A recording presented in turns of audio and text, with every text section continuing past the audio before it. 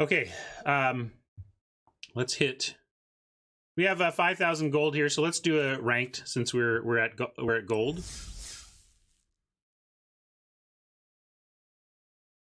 I want to thank my sponsor, Card Kingdom. We are going to do a ranked draft in M20 today. No sideboarding for us, but if you need a sideboard for your sweet constructed deck, you should get it from Card Kingdom.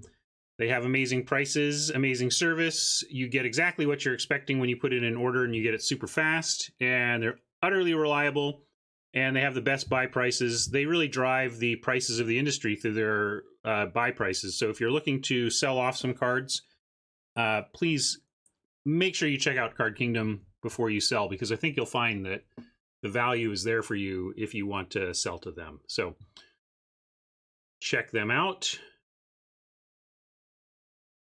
And let's go.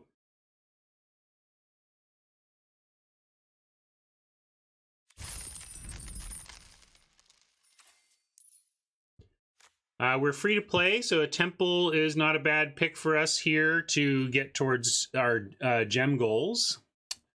To do it, we'd be giving up a Chandra's Outrage or a Blood for Bones. I think that's worth it. We're just going to take the temple. I'm going to take gems. Passing on an Outrage. I like being red, but we'll see. Spitfire, Eagle, or Lynx. Eagle's the most powerful card here, and I do like the flying deck in Best of One particularly. So what do you think? Eagle or something monocolored of less power?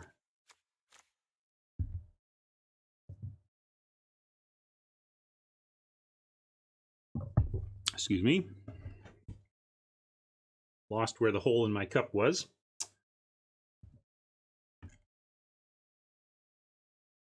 Our first pick was a temple. It's a decent land for ending up in elementals, but we just took gems. We'll leave it there. Well, we can leave it in just to remind ourselves we have that fixing. We've done a Flyers deck. You might have not seen it, but we have. I think I'm going to take Eagle. I think the upside is here. Frost Lynx is great and goes into any blue elemental deck, but this is just a linchpin card for this deck, and I think it's a very good choice for Best of One.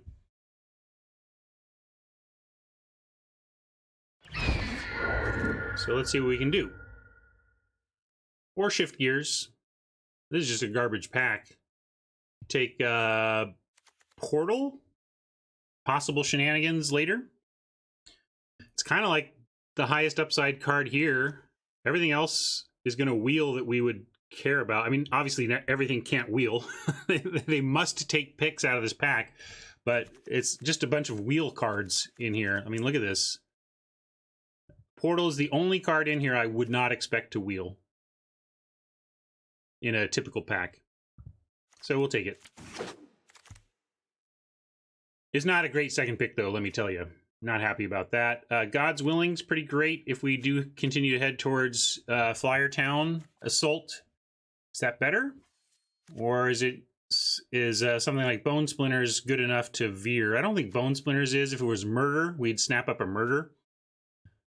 But here I think we want Assault or God's Willing.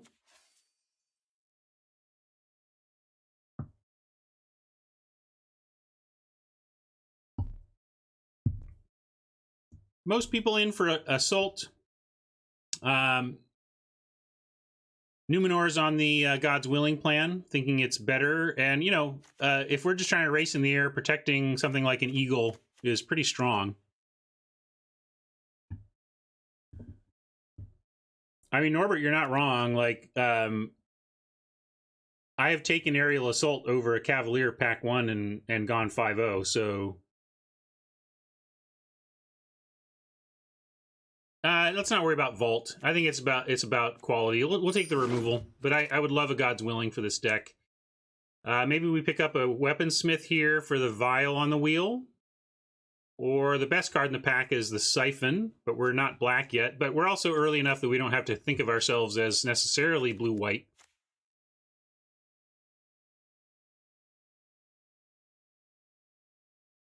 But I think with a possible Vile Wheel, and it being early in pack 1, we should take the Weaponsmith and see if we can do that.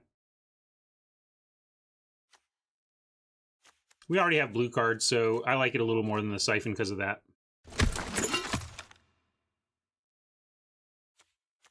Salvage is good. Champ can be great, but we have an Angel that fits into our scheme here, so we're just going to take that.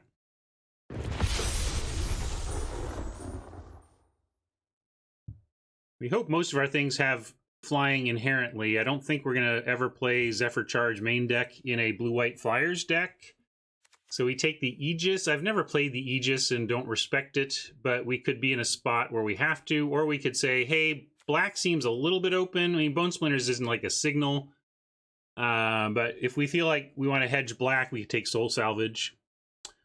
I think I like hedging black here because the cost is Aegis, which is like nothing. I'm hoping to not play it. I mean,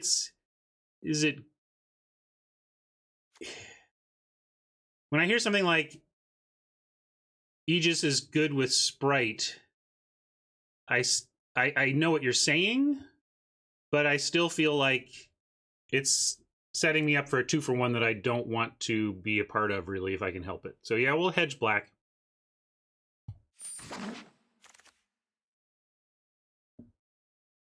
With that, we could continue to hedge black with a Blade Brand. I think Smuggler's probably the best card here. Yeah, late Embercat too. We're kind of seeing the red flow. Maybe if we had first picked that removal spell, we'd be full in on red.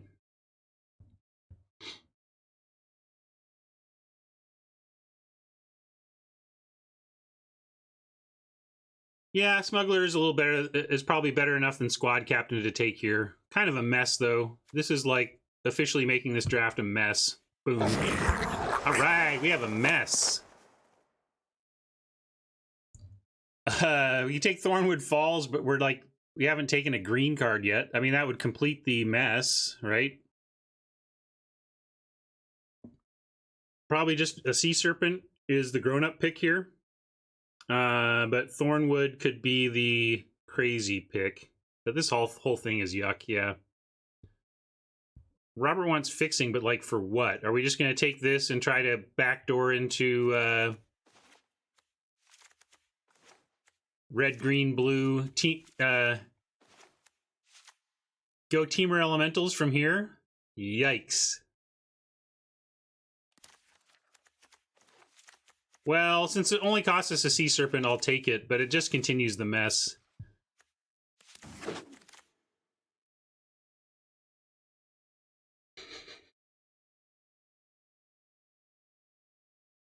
Cryptic Caves, because we're going to go mono green.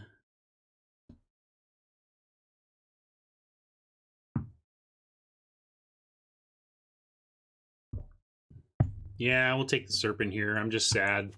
Being slow because I'm so sad with the situation. What has been these packs the last couple days have just been brutal.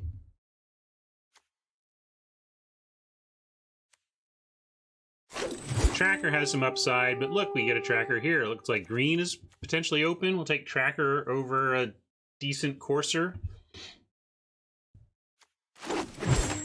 So right now it looks like we have randomly opened a booster and just taken it. Like, this is just a booster we opened.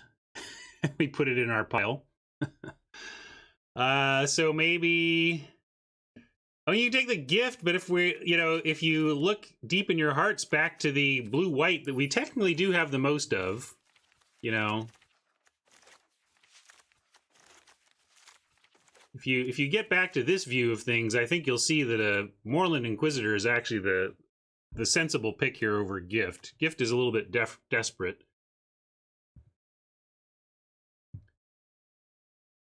You still don't want an Inquisitor? I don't know. We don't have... We have a Greenwood Sentinel and a Brightwood Tracker, and you want to take a Gift?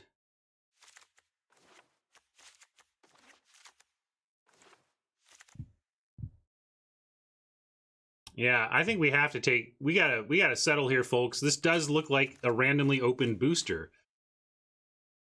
Yeah, it's so zzz, whatever. It's I think we're closer to that. Although, all right, now I immediately want the gift. I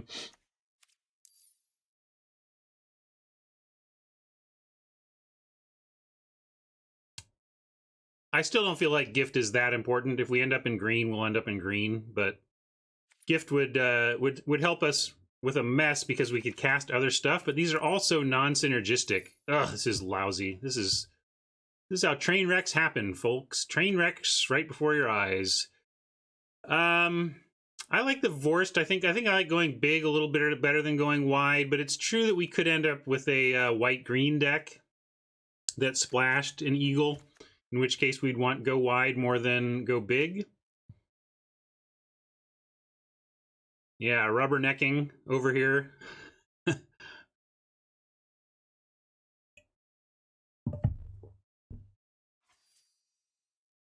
I'm gonna take the pup. A little bit swayed by the possibility of green-white as a place we could actually end up here. To continue on crappy pack land, we have crap Pacterson here.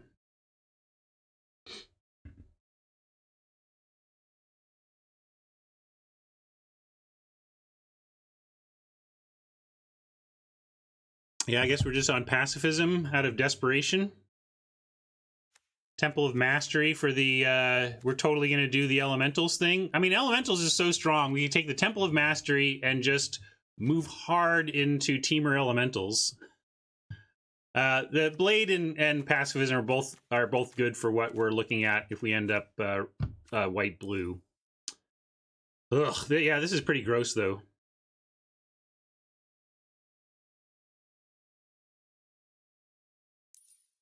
What do you think about Blade versus Pacifism? Looks like there's some support in chat for both of those.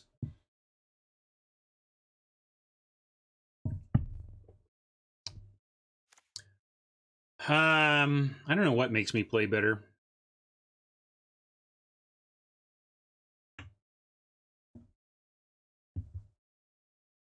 All right, I'll take the Pacifism here.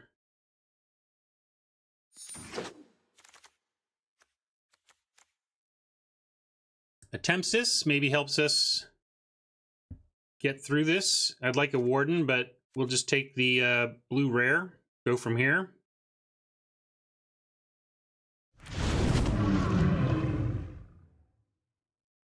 Another rare we could snap up. The cost is, at this point, Octoprofit. Hopefully we wheel a Raptor if we're a little low on flyers. I'm going to go gems here over profit. I'm just worried about playables now.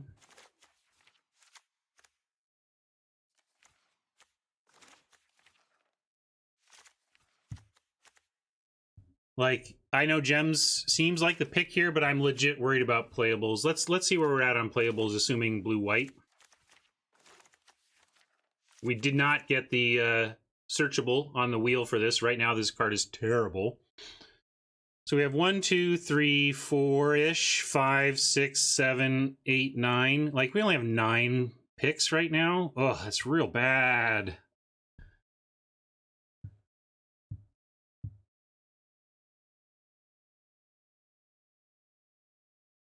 It's still early in pack 2, but they're not 9 picks we're even happy with. How many were we happy with? 1, 2, 3, 4, 5. I have 5 picks I'm happy with. Yeah, well, we didn't. Still, Octoprofit, Chaplain. We'll get something back here, fine. Gem it up. And we have 2 of these so far, so we should probably go reclaim. No, this is... Oh, so this isn't paid. I didn't change the data from yesterday.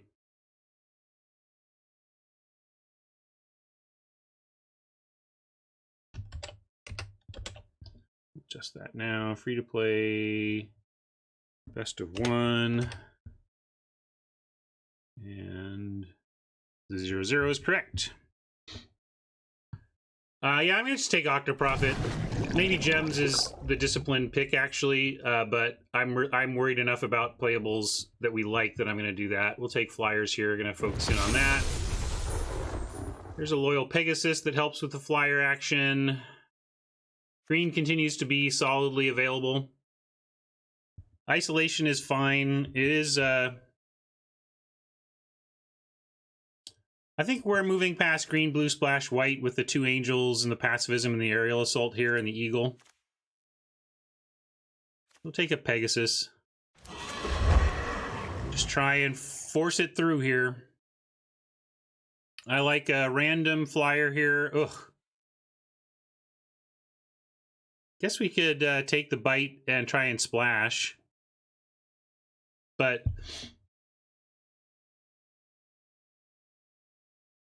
we have the Thornwood. We have 1 Thornwood. I don't know if a single Thornwood makes it worth splashing a Rabid Bite, but we're only pack 2, so I'll take it.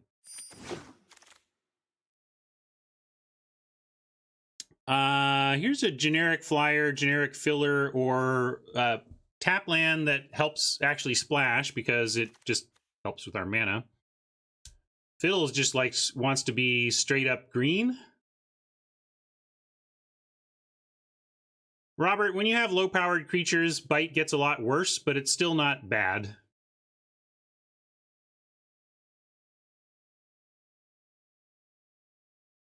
Well, Fiddles, that ship is largely sailed, though. I mean, you may have been right. I don't know. Like I just don't...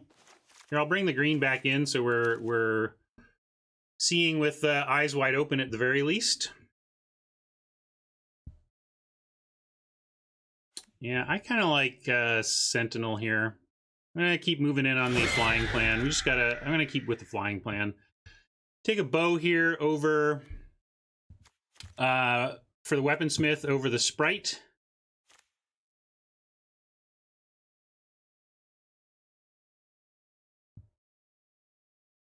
People like the bow.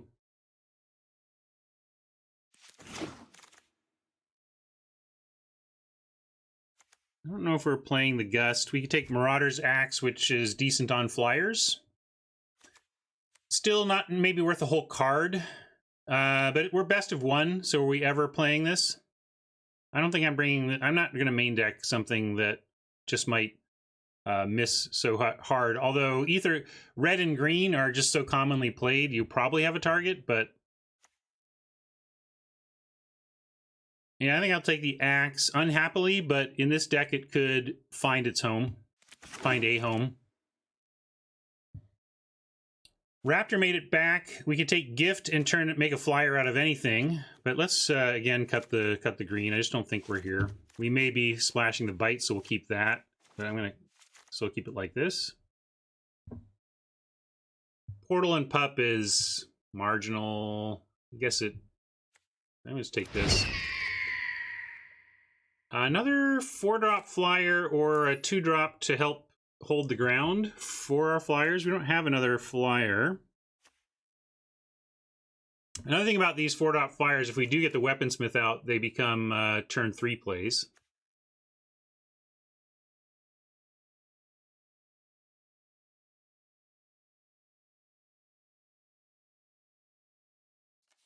Yeah, it's close because of the Smith. I think without the Smith, I would just have snapped up the Chaplain by now, but the Smith into double Raptors is actually kind of interesting to me. And we have some things to do on 2 at least. It does work with the Angel, that's true. I think I will go with the... We're still in pack 2. We can probably get another Raptor before the end of this thing. I'm going to take the 2-drop despite the setup here. More pups. Oh boy, do we got the pups. And I am just going to take Befuddle, kind of forsaking the green. We're just going to be... We're going to be staring at green we wish we had, I think, throughout pack 3. I think green was the most open color, and Fiddles especially is going to go weep in a corner after this. But I think we're just committed to the blue-white now, and we're going to face that reality.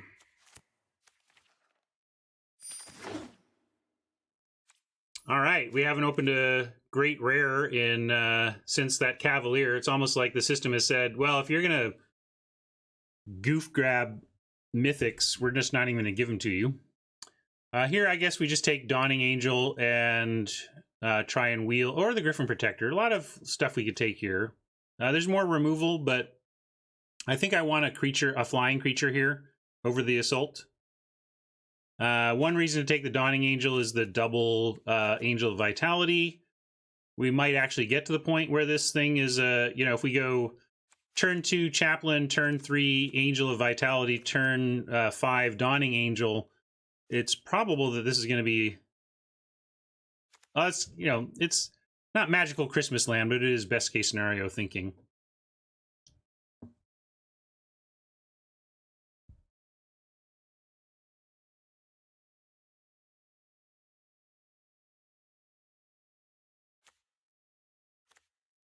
I think we just want the 4-drop flyer, though. Does that make sense? Is that the right card here? A lot of options. Yeah, we're low on 4s.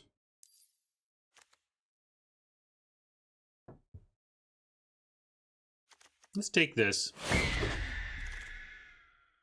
There's a ley line we could grab for some gems, given lack of anything else exciting here, because the magic gods hate us. Pick 2. No blue cards in the pack. That probably means that a blue common was taken by the bot passing to us.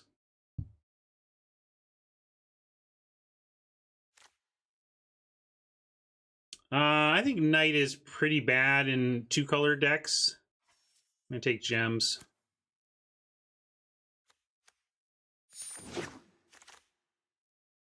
Ugh. Ouch.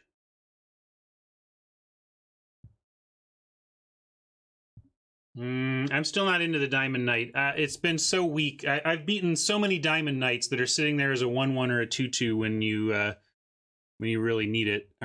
This kind of makes me want to take gems too.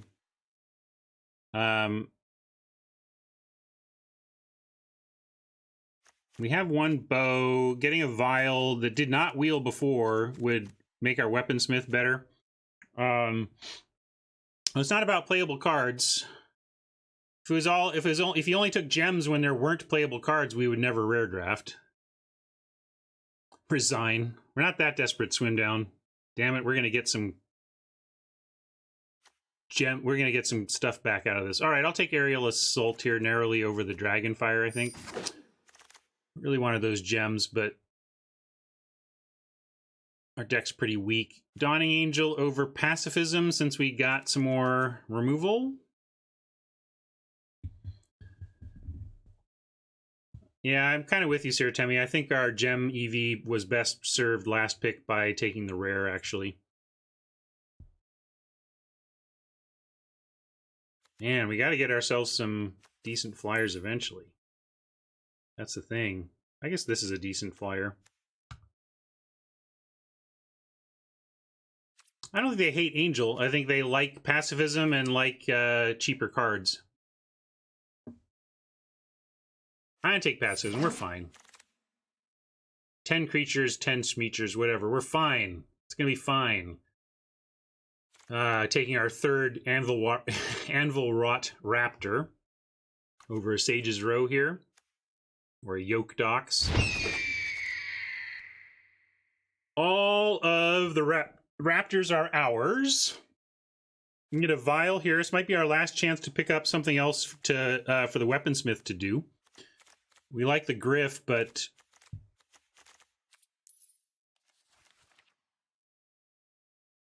actually, yeah, I think we're fine on 3s. I'm going to go ahead and take the Vial.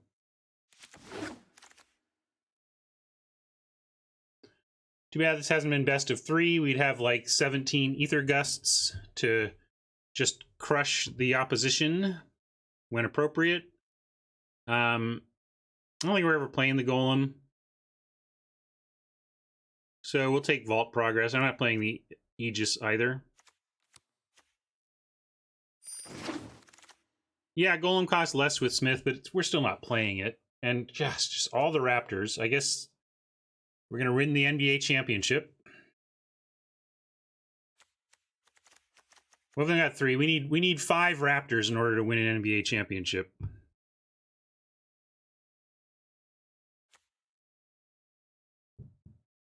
You want the Sage? Gonna take another Raptor. Bone to Ash. Second Portal. Not really doing much with Portal here. Probably taking out this Portal. We took Portal on spec and it did not come to pass, really.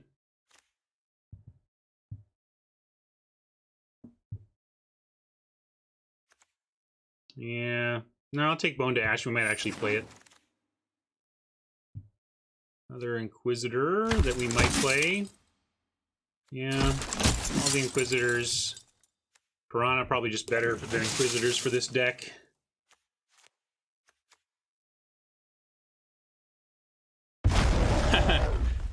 Hey, we can win an NBA championship. Good news, everybody. We got 5 Raptors, so we can field a team. Some say I never heard of ya, a rap burglar. Thank you for that sub.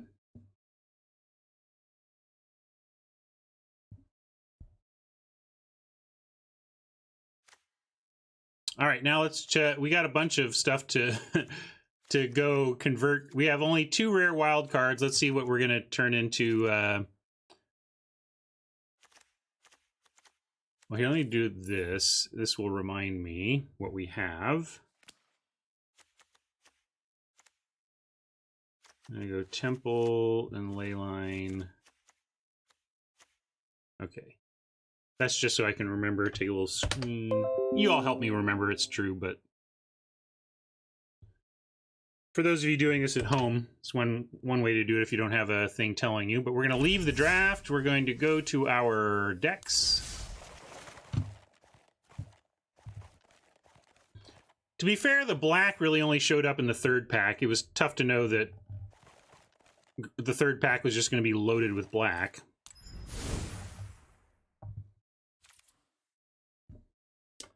So it was white Leyline, right? We're not close. We only have one of those. Tem. Ooh, here we can Attempsis. Let's just craft an Attempsis. And Falls. Already have. Oh no, it wasn't. Falls wasn't rare. What is it? This was the Temple, though, and we passed on a Temple of Mystery, so I guess we don't have any other things to craft. Okay, so just a Tempsis will be our craft for right now.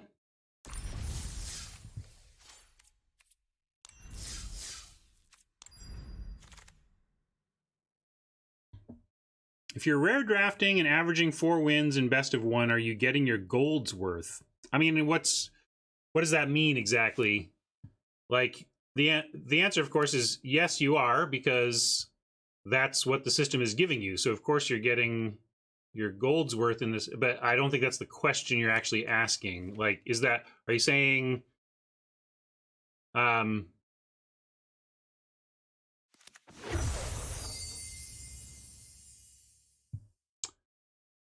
Yeah, if you can rephrase your question, RK, I'll try, but I don't know. I don't exactly know what you're asking. We're gonna cut that for sure. And that. I think we'll just cut the Rabid Bite. We got enough removal.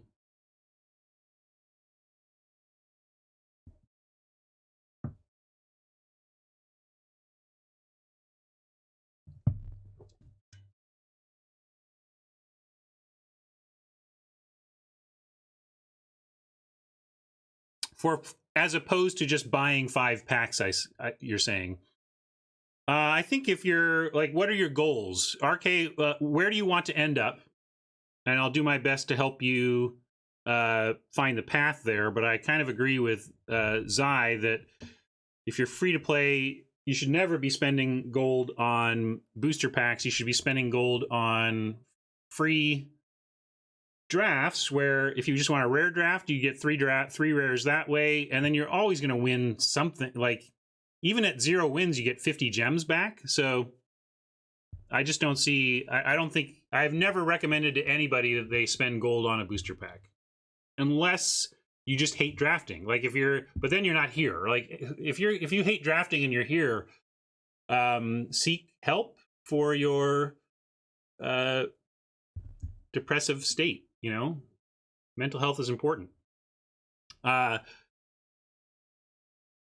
Anyway, we're gonna figure out what to do with our mental state after trying to build this deck. I think Moat Piranhas.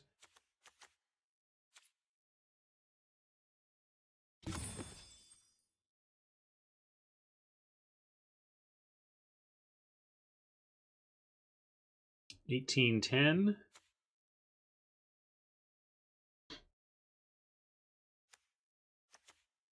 Probably cutting. Oh, let's cut this ley line. That's easy. Probably don't want actually 5 raptors, even though we're definitely calling this deck. And here we'll go to deck building. This is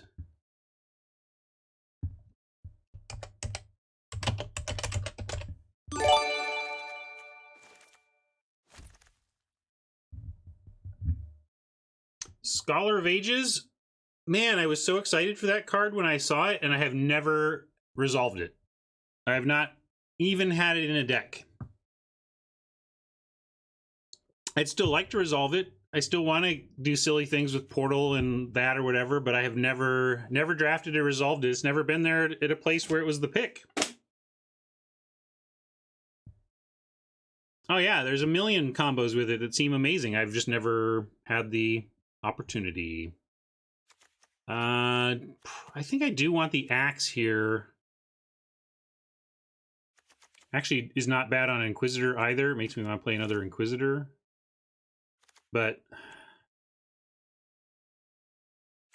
only we need a Sea Serpent.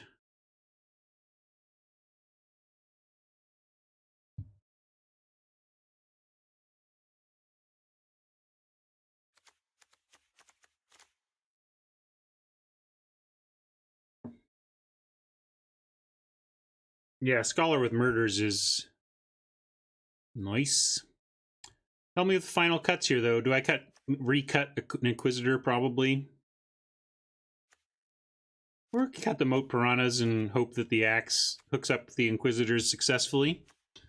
Or we just cut the axe, give up on that as a plan here. But again, Marauder's Axe on these Raptors is pretty nice. Yeah, we cut Bone to Ash. This is not been amazing, and we're not really operating at instant speed. I like that cut. Where does this put us here? 17.7. You could cut 1 Raptor, go to 3 Raptors.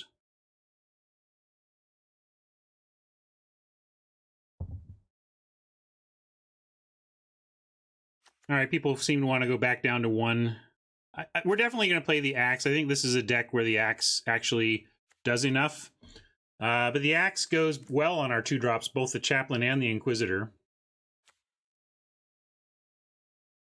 Bone to Ash is cut. Yep. All right, so close.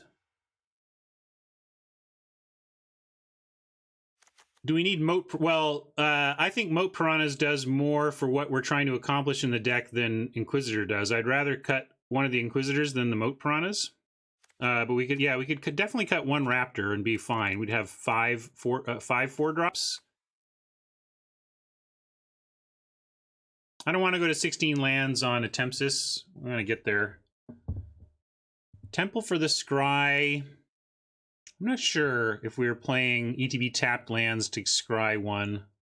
What would Ben Stark do? Yeah, we could bring it in. At least talk about it. Yeah. All right. Ben and Luis Wood, I will copy the pros.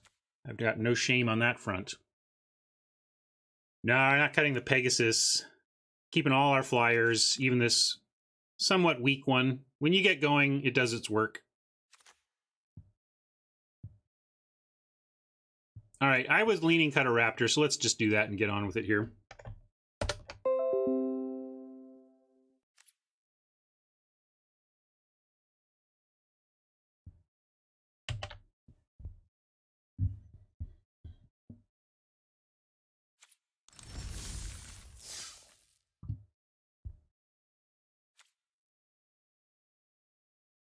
Okay, here we go.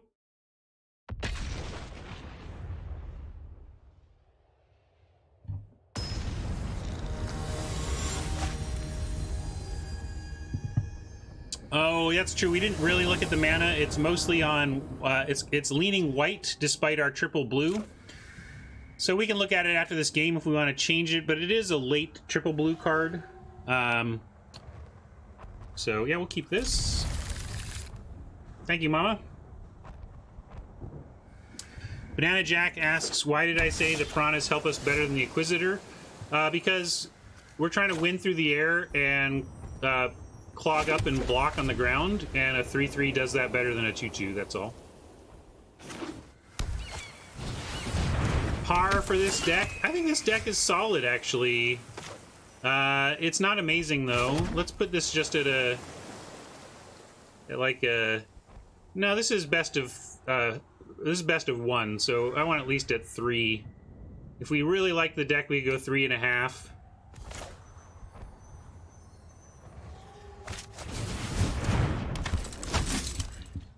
Yeah, they may be playing the bow, but we get to hopefully save it all with an eagle. Well...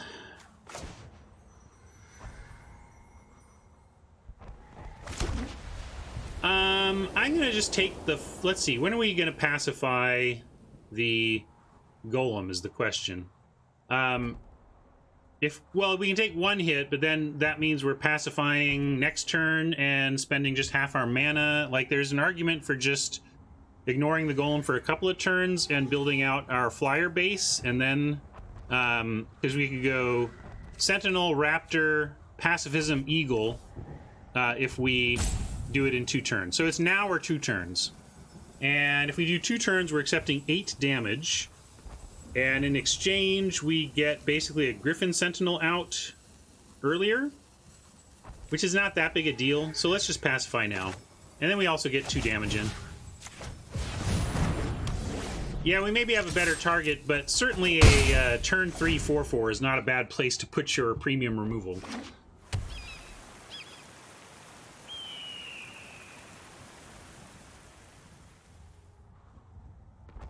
If they tap out, it's very dangerous to play a Raptor into a Weaponsmith. There you go. All right, Eagle, we really need that 3 toughness. Like, even that's not enough. You've got to be kidding me. What is our life?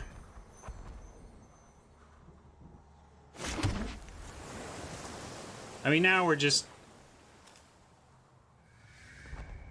hoping to ride on Eagle and Sentinel. If we go play the Weaponsmith now, what are we doing next turn? We can find our own bow.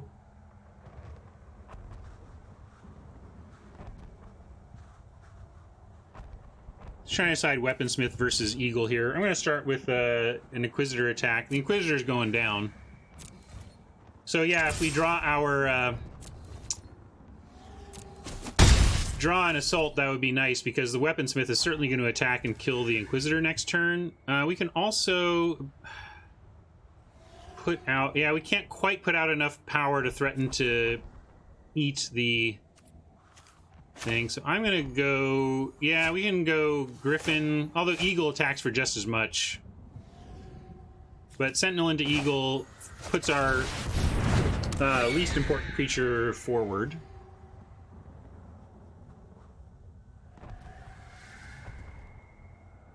Yeah, and that's a great comment, Fiddles. You know, we're talking about Inquisitor versus Piranhas as a 2-drop, and we'd much prefer the Piranhas here. This just happens to be how this one played out. You're gonna get... It's not a data point that answers the question completely, but it is a data point. All right, one-time dealer. Let's punish them with an assault. Off the top.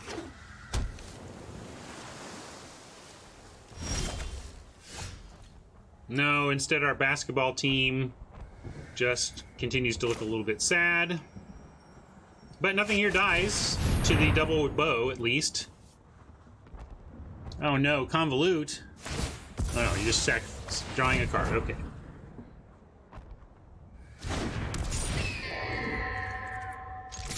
Well, if they're mono blue, I sure like the caves in a mono blue deck. That's great.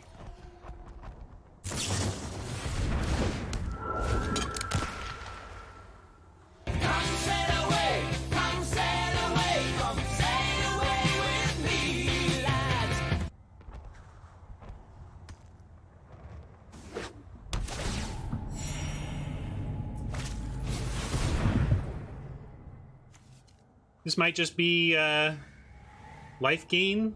Don't know if they're actually red or whether they're just willing to gain some life. I don't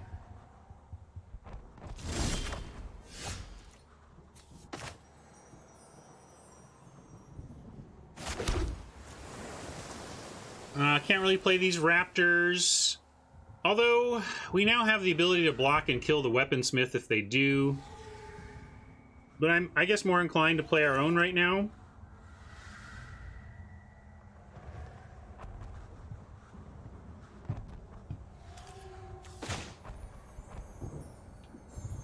So, let's start with a sentinel attack. Actually, maybe attack both. I don't see any threats to our well-being by attacking with both. Yeah, if they do a third bow, we're kind of done with this game.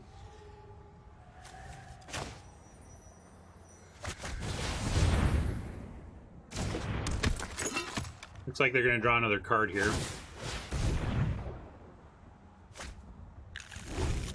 All right, that's basically game. I don't know how we survive this, although, yeah.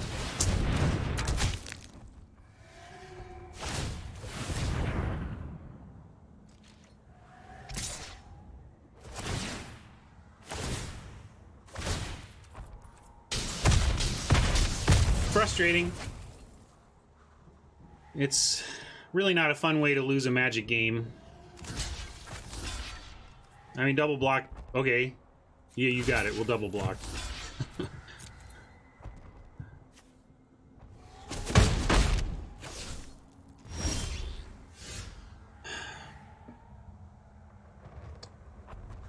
I guess one hope here is that we get both of the things that we can fetch. Actually, it doesn't matter. We'd be happy to draw one, because then we'll fetch the other, so I'll go ahead and draw.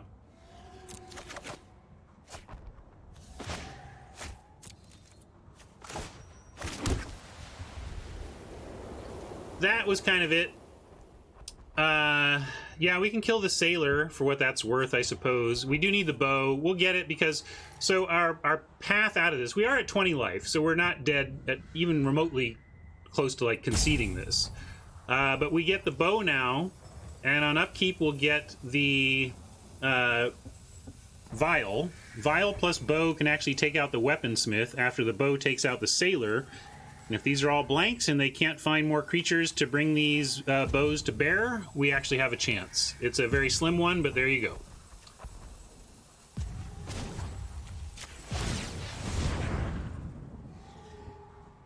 Yeah, we might need to just draw it as well, but we'll start here. I think they'll go after the sentinel before the weaponsmith, but we'll see.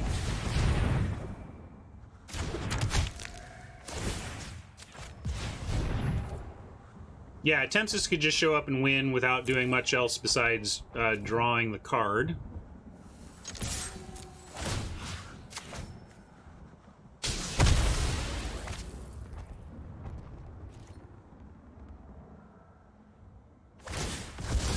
Another problem we have, though, in terms of executing our plan, like, if they take out the Sentinel, then we don't have a creature to put the bow on to successfully weaponsmith Vial next turn. But let's see what they do.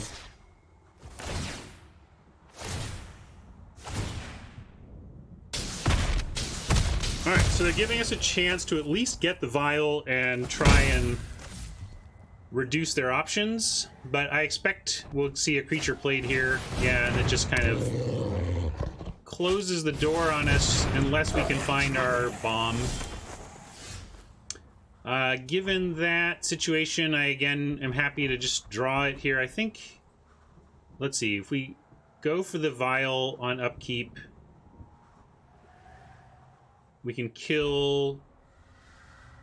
Nah, we'll just draw. Oh, of course we drew it. Of course we drew it.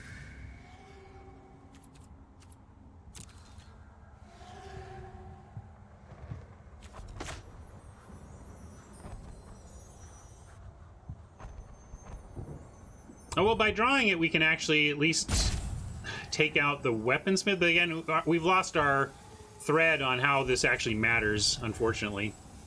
Because it needed them to, like, blank on finding other action. But I guess we'll throw out the vial.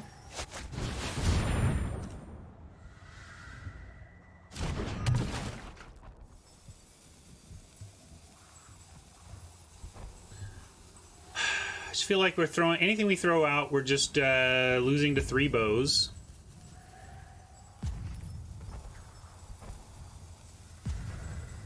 And if we throw bow on the smith and attack, what are we killing and why? Doesn't make sense to me. This is just comical. So yeah, I guess now we're just...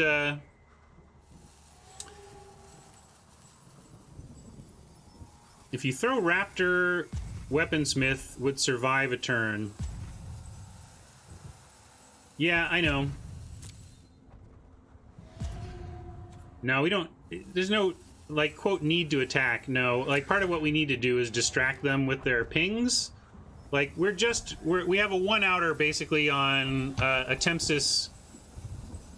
We're finding Attempsis, surviving with it, and winning with it. So, use the Smith to kill something.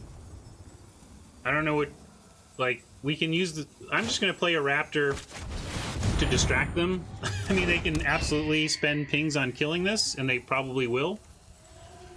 But right now, we're just trying to distract their resources in an effort to find Attempsis. It's basically our only out here. That and... Yeah, I don't even know, like... they can just move those bows around. Our removal can hold 2 only if we draw all of it right away.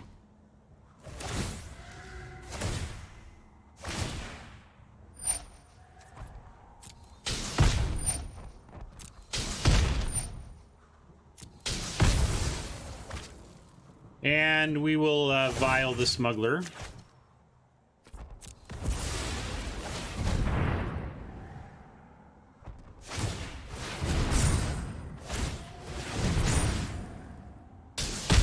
Reducing the amount of damage by killing something, but I just did it. Like, I don't know what play you had that was gonna make that better.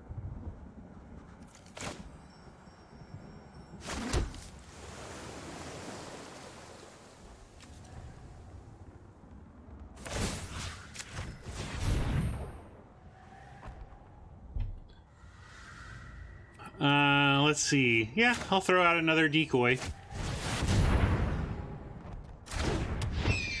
And we're all just moving towards a single possible out.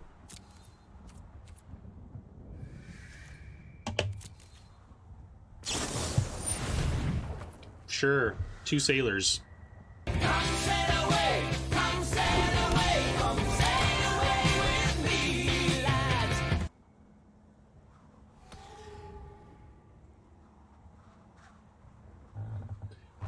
Am I blocking?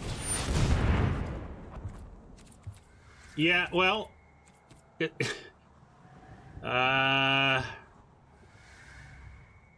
Shoot.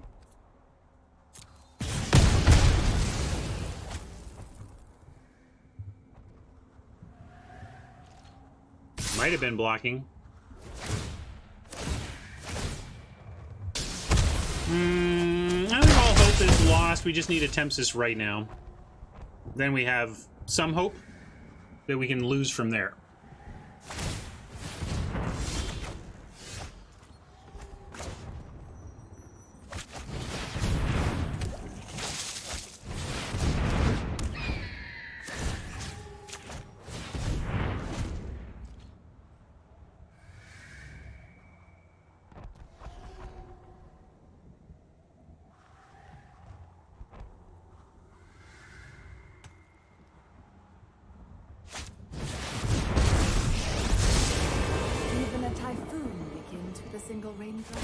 Been this kind of week, let me tell you.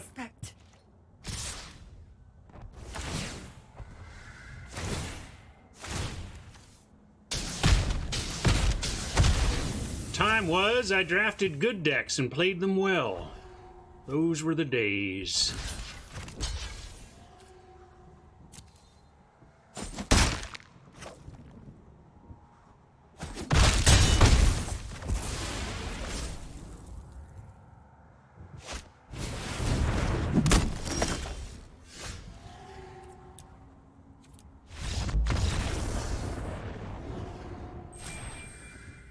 I doubt they'll update the bots again, Viking.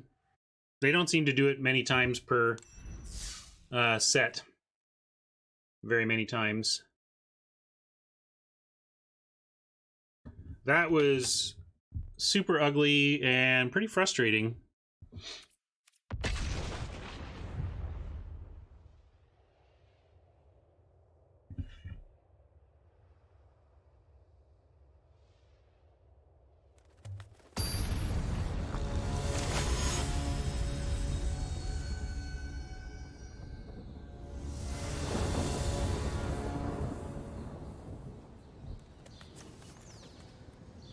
But will you let him go?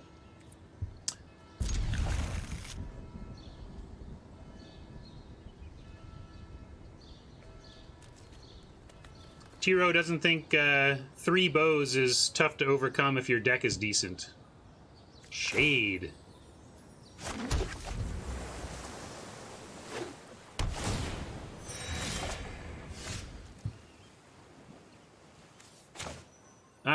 Was not sure what to play first, but with the Raptor, let's go Weaponsmith and...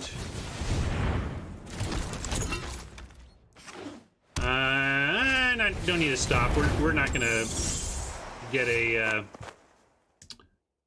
thing here, are we? Well, we could. We could spend 1 now, get a bow, and actually just play Moreland or Chaplain and save the Raptor for another turn.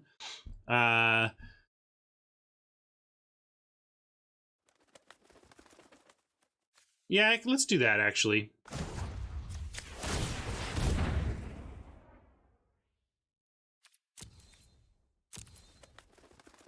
And do we get the bow first or the vial? Let's get the bow.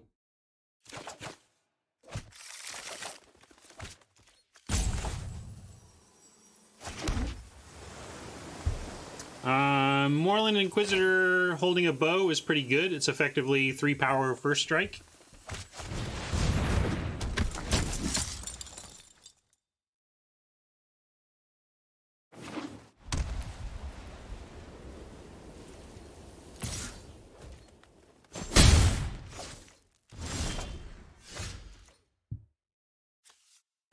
I didn't put a stop there. Didn't cost us. Okay, so we could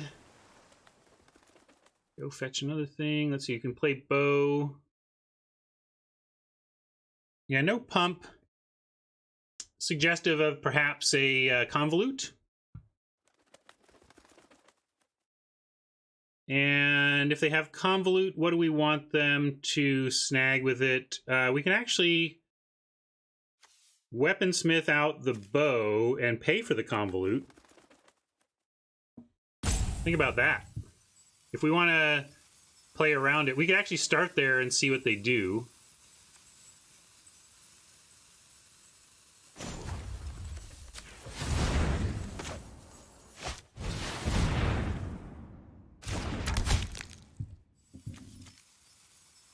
And then now we'll offer the chaplain if they want it. No, I'm still going to offer the... Still looking... That went pretty quickly. They have something, but it doesn't seem to be convolute. If I think it was convolute, they would have just taken that chance there. We'll equip up now.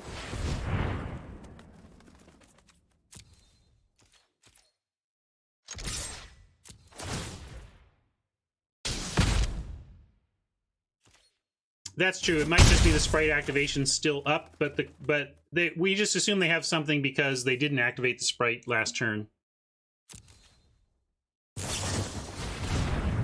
The anticipate team was correct.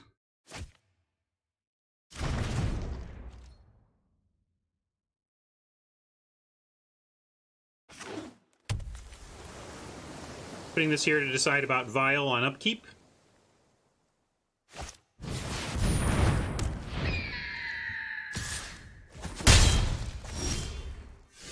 And that's an interesting thing to do, to play a raptor into the bow. I'm going to go ahead and get the vial. And if we draw a land, we can still play our own raptor. And if we don't, we do have a pacifism we can consider, although there's nothing really to pacify here.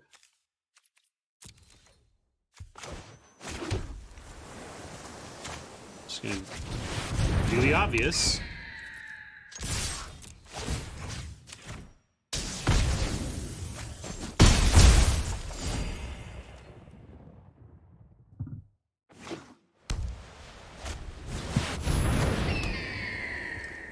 Magic Online is not really in pod anymore. They may have a couple of in pod options, but mostly not, I don't think. We're going to spend whatever it takes to pacify this elemental.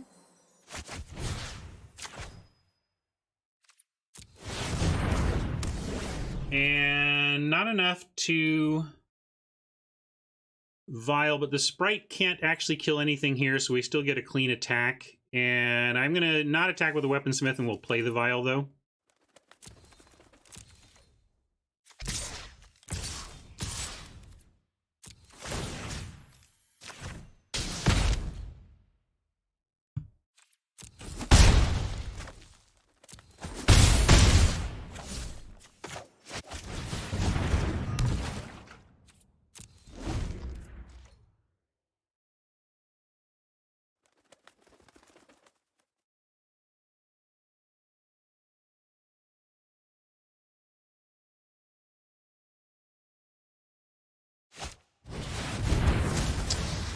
Couple of life back for Oppo. We have Vial for the sprite, though. Ooh, an axe is interesting.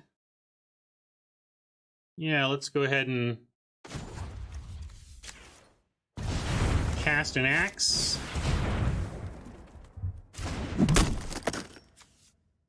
I'm going to throw it on the chaplain. Get some lifelink out of it. And we don't even need to hit the sprite. We can just attack here.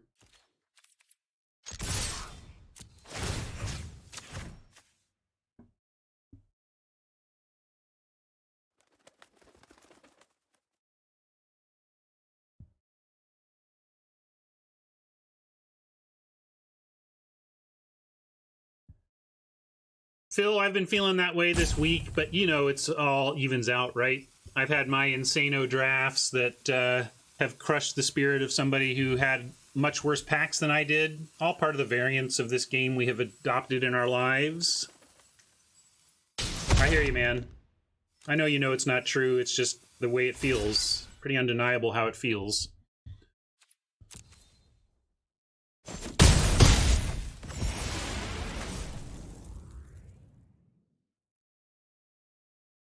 Save up CMCs for a Tempsis? Oh, sure.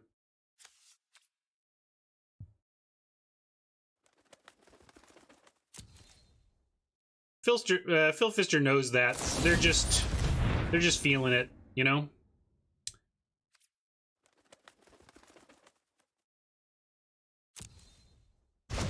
Well, we certainly don't. The point is we don't need this Piranhas, and if we ever activate draw 2 cards, then discard a card, we'd like most Piranhas to discard. I think that's what... It's not about CMCs. Like, I don't care about that. It's about having a card we want to discard to the draw effect. That's all. Yeah, I don't know if the comment was literal about trying to actually get to the CMC thing here. I just want discard fodder.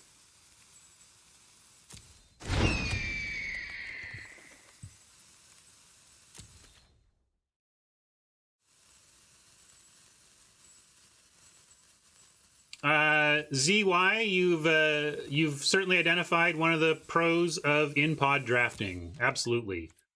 But in the digital space, it doesn't nearly trump the pro of having being able to play whenever you want, you know? So we've got this elemental. We can ping it down to 3, but then it can still eat the Inquisitor. Maybe we put maybe we need to put the bow on the chaplain and just send the chaplain and offer that trade. With the vial up, I suppose that does... you're right. The vial means we get to really threaten it all. So let's just start with the full attack, except for Weaponsmith.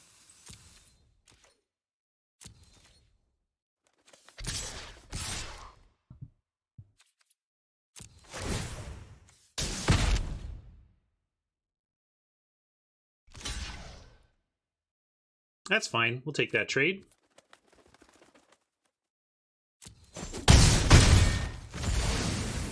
No, I like that. That was great that they made that trade, and we get to Weaponsmith out partially this Raptor and equip it up.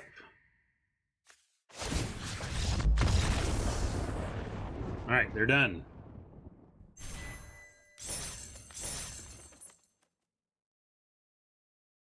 Yeah, we could have moved the axe to the Inquisitor, but I was so fine with that trade for our dumb chaplain that I didn't see the need. It let us follow up with a bunch of stuff afterwards. And Drakir, we had activate the vial if we needed to. Like, both of those were good attacks because of the vial. Hey, Jason, welcome.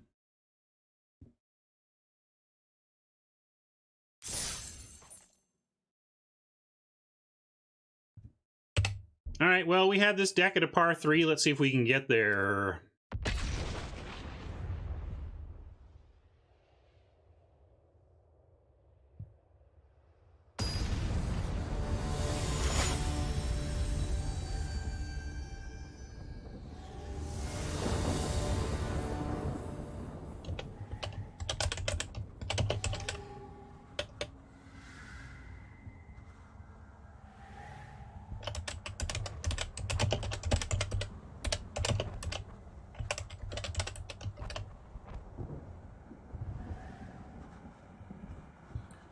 It's all right, making an update over there, and Shirley keeping this.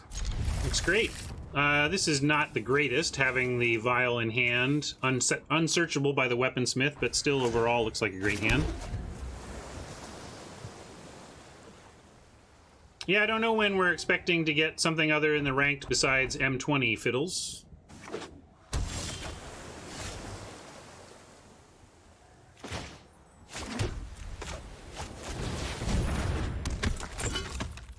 I'll put an upkeep stop in case we want to search for something. Not sure we will, but let's see what they do. Boy, we do not really care about that card at all. Okay, so here we could go searching. If we did, we can go find Bo, play Vial as our turn 2, but I'm going to risk it and we'll just move on the creature plan here.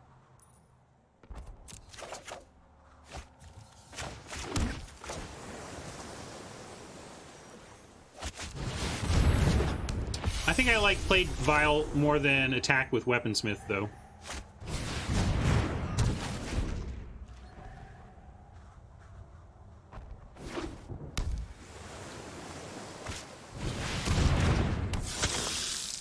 Wow, if Kaladesh were the new ranked set, that would be one of the worst rollouts / decisions I had ever seen Wizards make. Didn't stop there, so good thing we didn't draw the bow, if that's what we wanted. We can go get the bow and take out the beetle for what that's worth, but who cares? Let's just play a land. Ooh, nope, we don't need to put more land on top right now. Play this angel.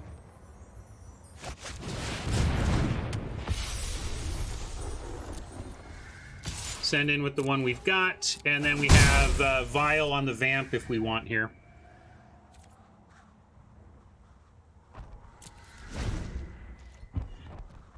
Yeah, we haven't seen GRN for a while, have we? I'd be into that. Go back for some Dimir action. Portal here is pretty terrible for Oppo. Their creatures don't do anything on ETB, so that, and they seem stuck on land. So they've basically played 2 useless cards and a weak one. I hope we can take it from here.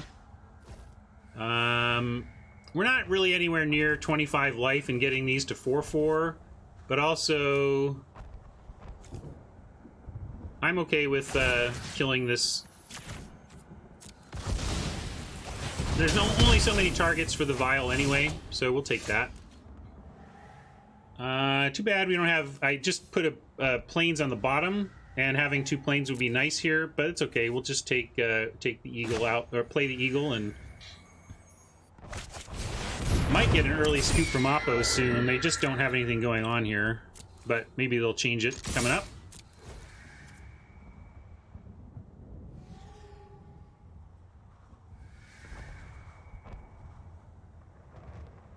Brian says Allegiance is currently available. I haven't dug deep into the options of the play menu because I've been into M20 enough to not really worry about it. I'm digging the M20.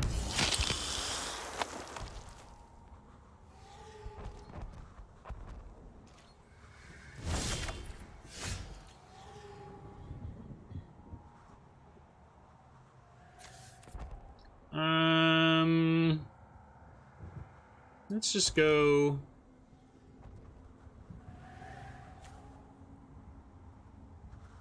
I mean, I can go get the bow. It kills the blight beetle, but doesn't do much else from that.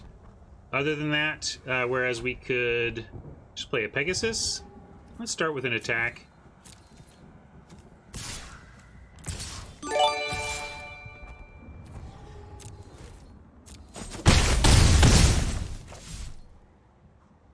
I'm going to play the Pegasus. I think we're pretty tough to lose from here if we just continue to add to our Air Force. We've got so many lethal creatures right now. Wang Lu, a lot of people have asked that, and it depends on the opportunity. There's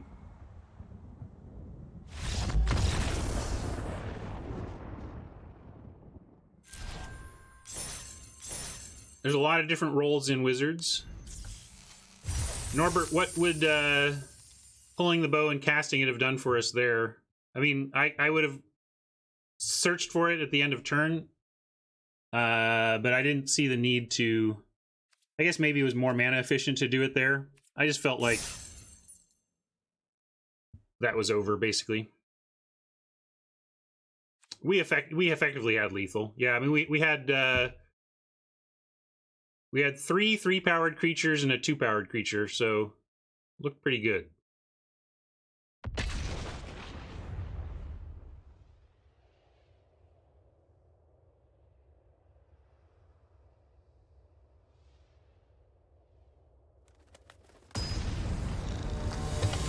I mean, I'm a game designer and I'm a manager of people historically, so I would expect it would be something related to game design or managing people, or both. I worked at Wizards for 7 years.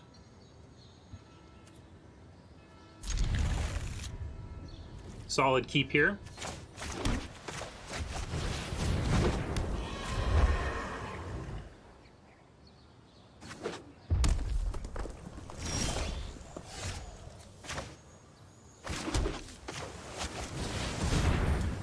Swim Down remembers my previous comment. That's how I've phrased it before.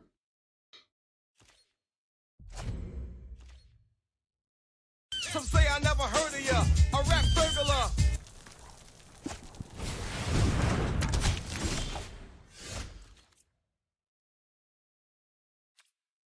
Thank you for that sub. Appreciate that a lot. Bummer of a bow to see across the way. We're just facing bow decks with our 1 toughness deck. Let's see what we can get in before that becomes a problem. Probably want to... We could bow it up now, but to no real end, let's Marauder's Axe instead. I guess the reason to do it this way would be at least we can use all of our mana. Yeah, we'll do it now so we can use all of our mana. We can Axe next turn and equip as well.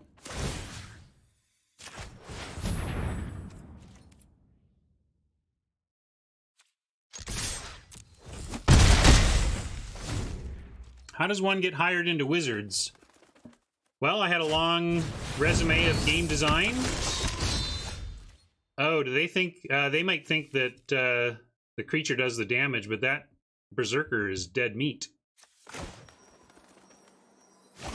They had a game design opening that I applied for, and actually didn't get. I applied for a final design position on the now defunct Kaijudo game, and didn't get the Kaijudo job, but they liked me, and we came up with a different role for me in R&D. So yeah, I think so, Mike, or they're going to find out. And I'm going to play the Raptor, not the Axe here. It's pretty risky into this bow, but we're going to try and... They missed a land drop, and they're pretty desperate here. We might just get them to scoop if they don't find a land.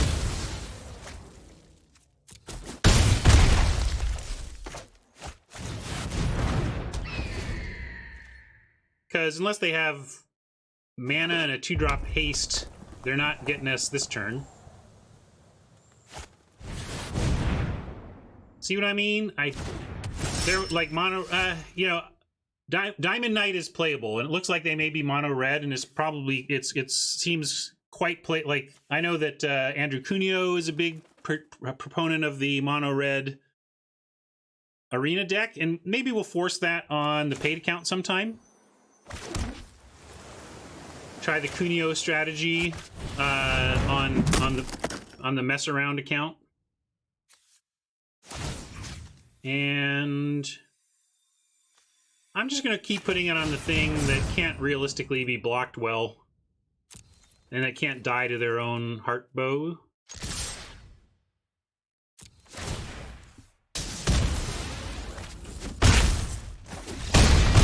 Yeah.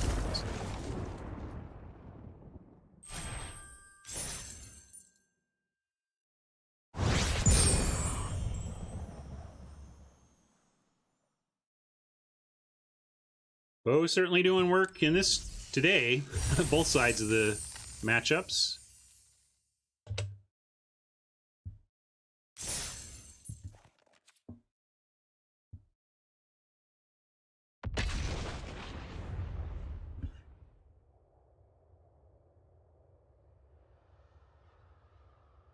Congrats, Devor.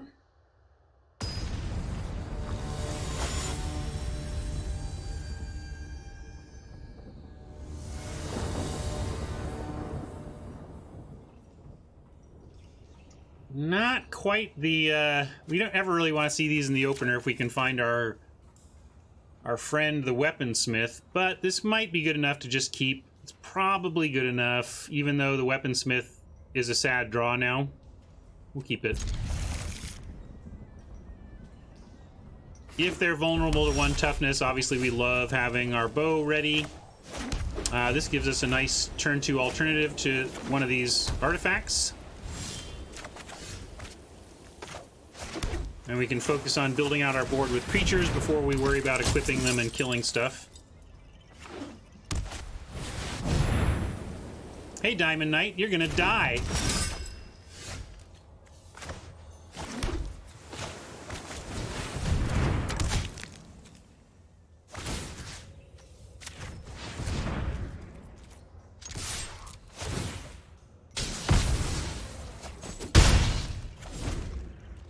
I think the hardest thing about Magic design especially is getting it right and balanced in the time window you have to actually get it done.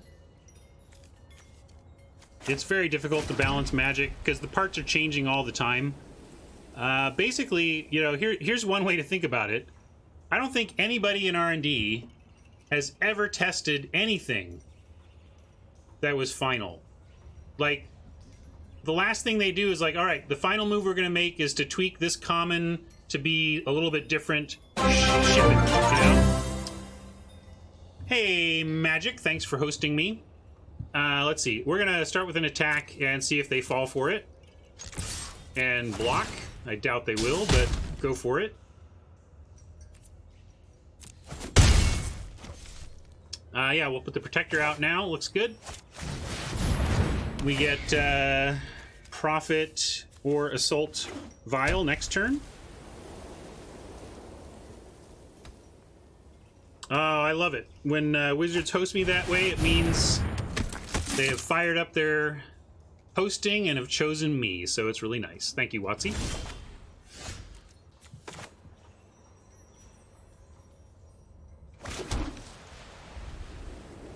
I'm going to play Vial here. Do we want to do... Let's see. If we play Vial, we have Activate First Strike and Activate Dragonfire. They have no good blocks. I mean, they don't really have good blocks anyway. We don't even need to activate play the Vial to deny them good blocks. We just need to threaten the First Strike. So we do need to threaten the First Strike, though, which works against pumping the Griffin with the Octoprofit.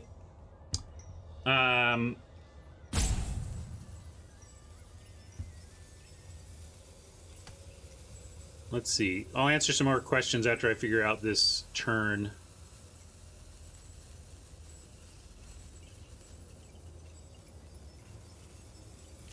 I'm going to go ahead and play... No, I'm going to attack with... let's see. Yeah, I'm just going to attack with everything, and then we'll see what they want to do. Octo will pump Griffin eventually, just maybe not this turn. And maybe not eventually. If we do play it this turn, we just miss out on that, but I think it's okay. And I'm going to do this. Doesn't really matter. Again, they just don't have blocks.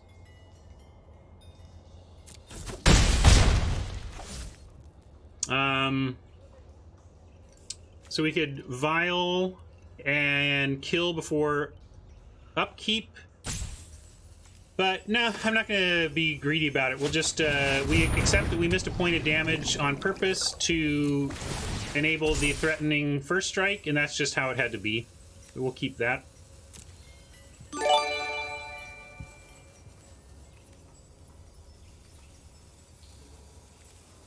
Yeah, but if they double block that way, then we can just... Oh, that's true. They didn't see it, I guess, huh?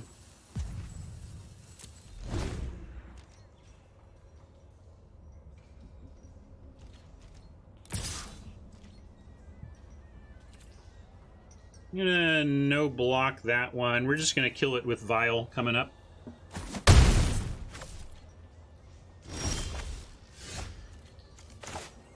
Although to do that this turn costs us the Griffin or the Angel play. So let's just do that and offer Octo.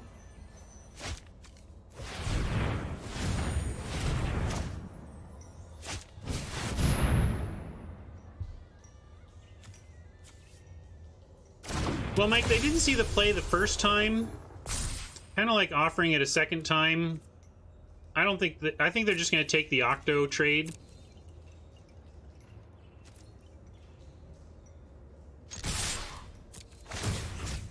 Granted, they have more mana available to themselves right now, and they have 4 cards, so we might expect something tricky here on the attack, but since they didn't see that play the first time, I'm not going to put them on seeing it the second time. We'll just do the same play.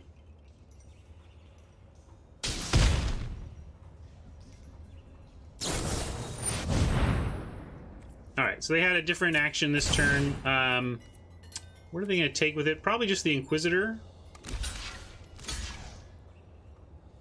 And this is fine with me, actually. We just have... Our Air Force is enough that I'm not scared of this result. If they attack with a Chaplain, we get to aerial assault it, or are they going for more? Oh, alright. They had lots of stuff to do. Still feeling okay, though. A lot of stuff to affect our ground creatures, but we're still pretty golden on the board. Just do this and this. Yeah, bunch of 1-for-1s for our ground creatures. Our Air Force is still intact.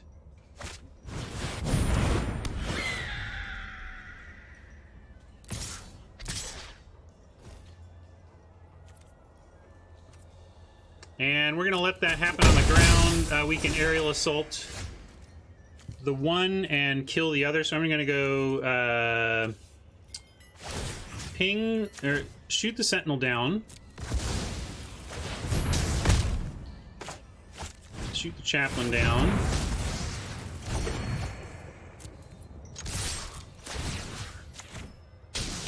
Keep attacking.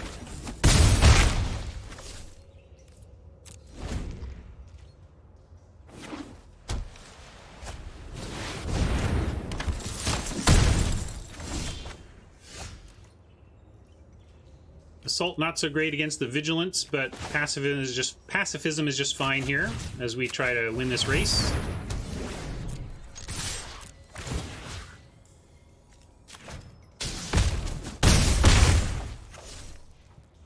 No, Wong, I did not.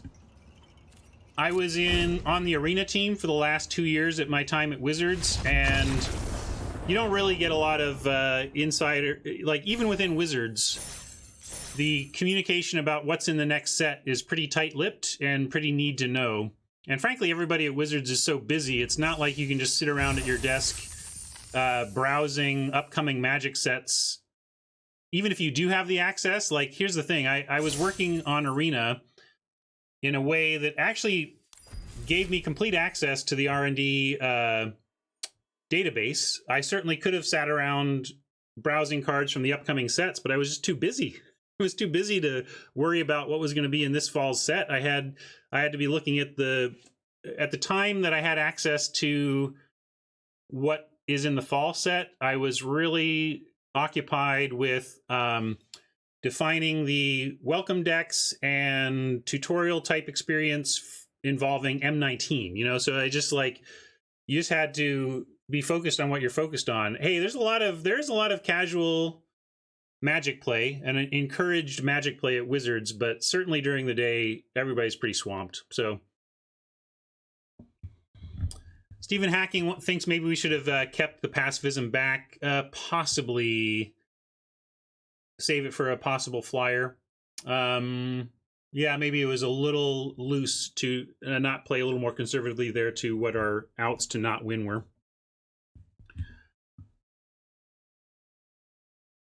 Speaking of welcome decks, do we know when existing players will receive the new decks? No, I don't know how that works, but I imagine it's just going to be kind of a grant that happens when you log in at some point. And then you claim it.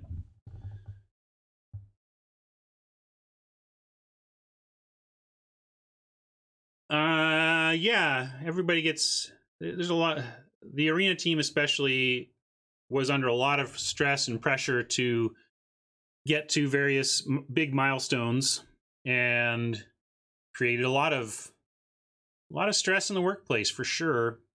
Probably a lot of stress still there, but they're doing great work overall.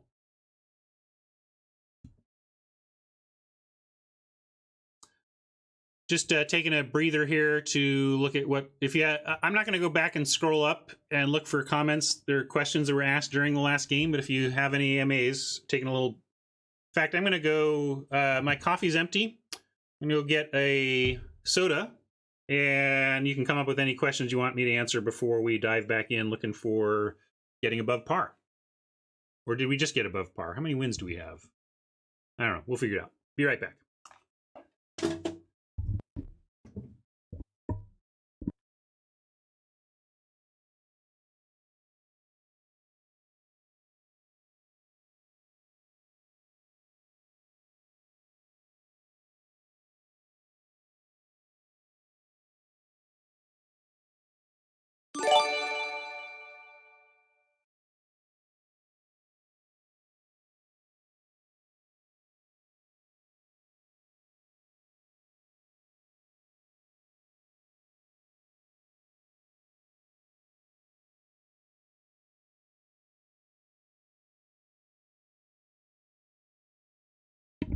I'm back.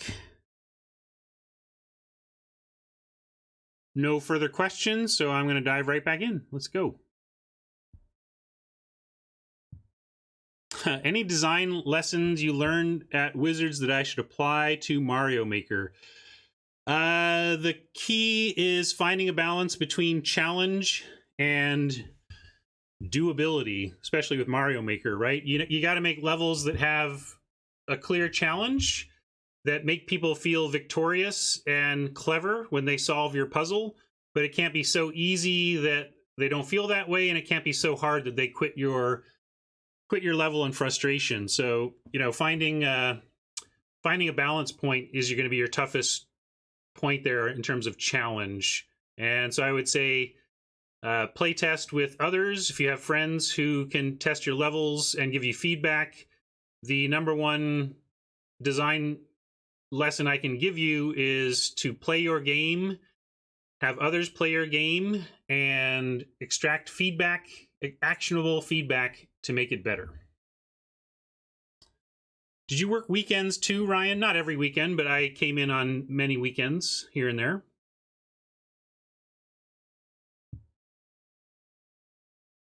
So, all right, let's get back in.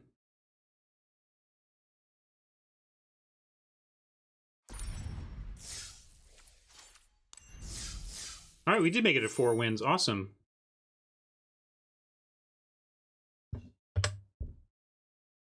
Five, anybody?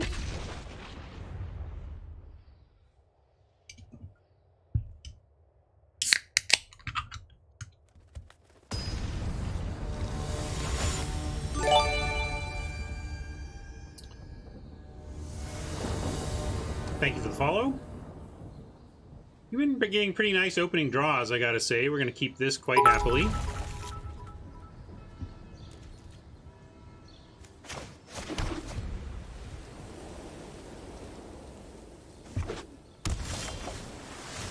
Inquisitor or Weaponsmith? If we Weaponsmith, we're unlikely to do anything with it next turn because I want to Eagle. Although we could find a weapon and Inquisitor next turn. But I think we just want Inquisitor into Eagle here. Let's apply the most offensive pressure we can and hope we don't draw our Weaponsmith targets. What key uncommons should I look for to dive into black during drafting tonight at FNM? Uncommons. Well, there's the Aerialist, the 2/3 flyer for 1 black that grows as you gain life. I like that one a lot.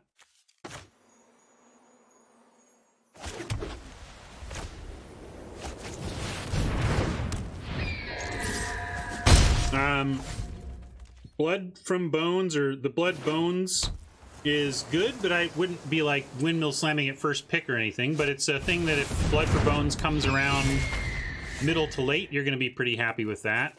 Well, unfortunately, we hit one of our Weaponsmith targets, but fortunately, it kills that Warden. Do we need to kill it now before they get flyers on the cheap, or should we just go Griffin Protector and then next turn we can worry about the Vial?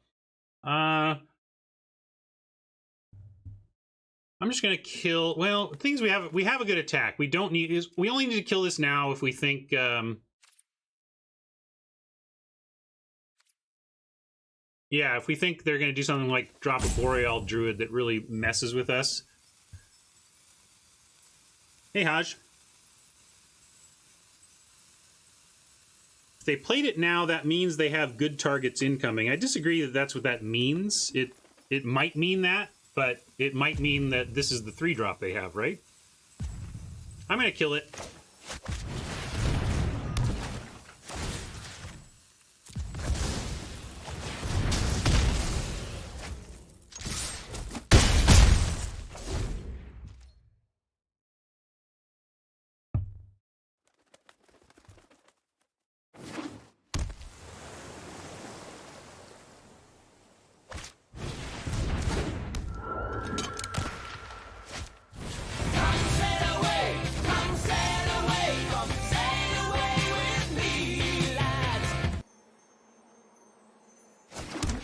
Everybody with Spectral Sailors but us.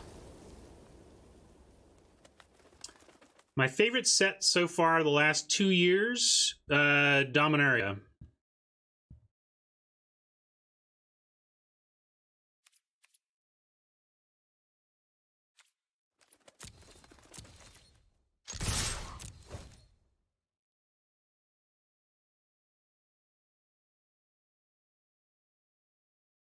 I like Blood for Bones a lot. I just don't, like I said, I just don't think it's like it's not something you open, pack one, pick one, and go like, I'm in, you know?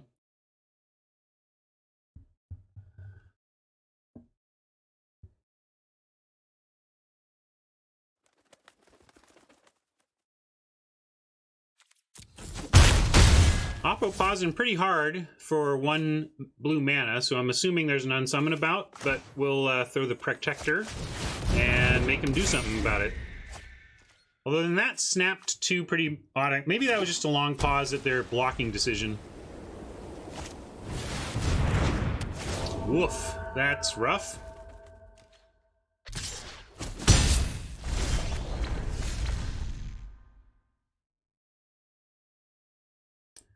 Well, I'm gonna play Prophet.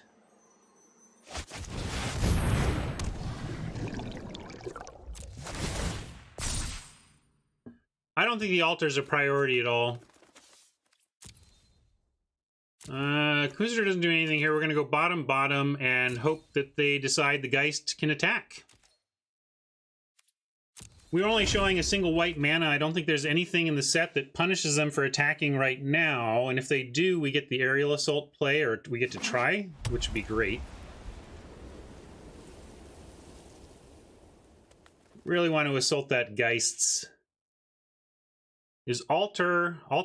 The Altar is playable with the right sack outlets and the right sack fodder. Like, Altar is pretty good with skeletons, for example. All right, they attacked. Come on. Complete it. There we go. All right. Now we get to assault the Geists. We can... I'm not going to offer the Eagle for the Angel, but we can attack with the other stuff.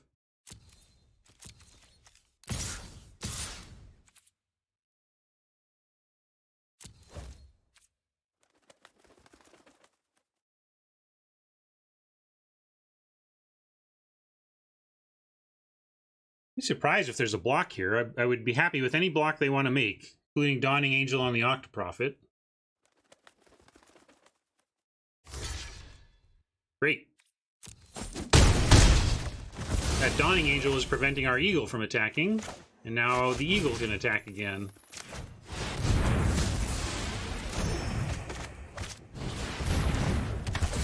Gonna put the upkeep stop on so we can grab our bow before potentially drawing it. Yeah, that was a good turn. Bo is also going to take out the Sailor.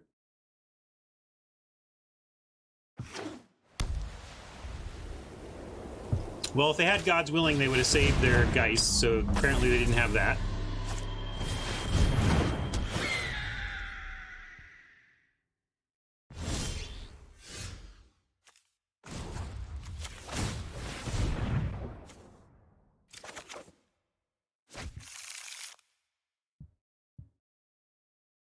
Yeah, we've been talking about the power of the bow in the context of this set.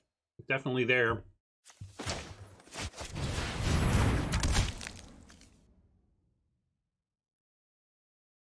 Well, I could put it on the Inquisitor and we could ping the Denizen to have attacks everywhere, but then that makes, we could do that. We're just going to take out the Sailor here. Let's not mess around.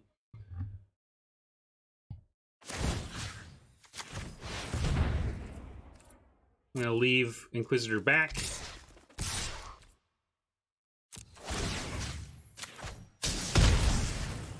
Hi, Sailor. Bye, Sailor.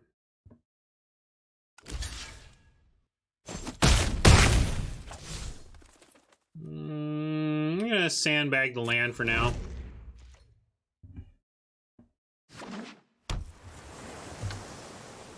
Full control it for a little deception.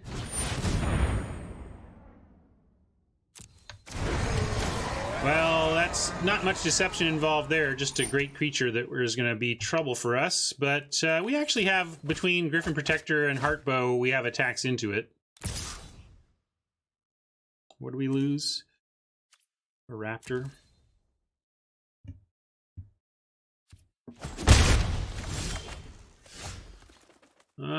Sad land. Definitely not what we need, but we're both flooding out a bit on that front. So it does look like our only option really here is to offer Griffin Protector for Air Elemental, which we'll do.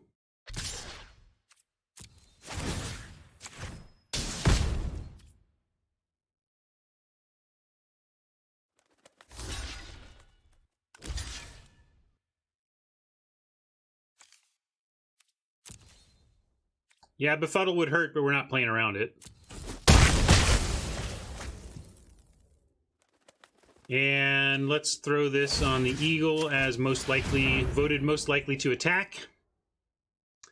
I'll play one of these lands. Let's see. With Inquisitor activation, I don't need to do the full control nonsense. We have a pause inherent in our board.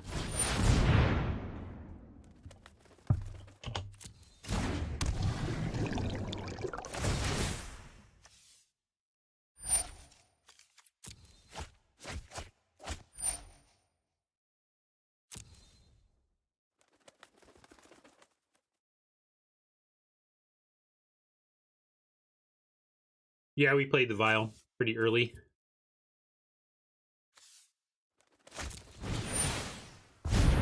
Oppo throwing things on the ground does not scare me, so still feeling good here, although would like a little support, or we could actually lose a race on the ground if we don't get a little bit of help here. Alright, that helps the race a bit.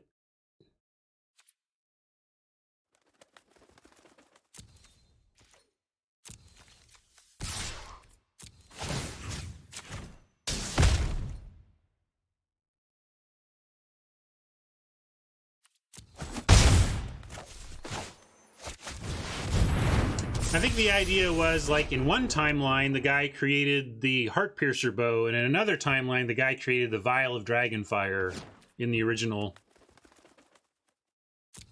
context of it.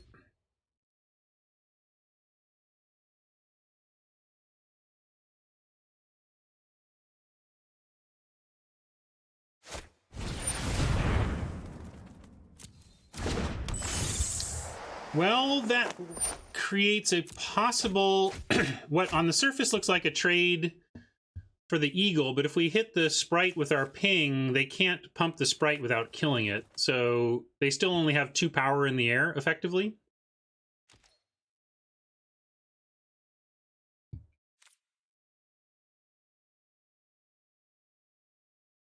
What? No, not the Sphinx? What are we talking about?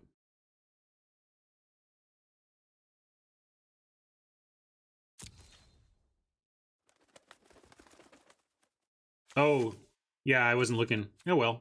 I think we're in great shape. I don't care.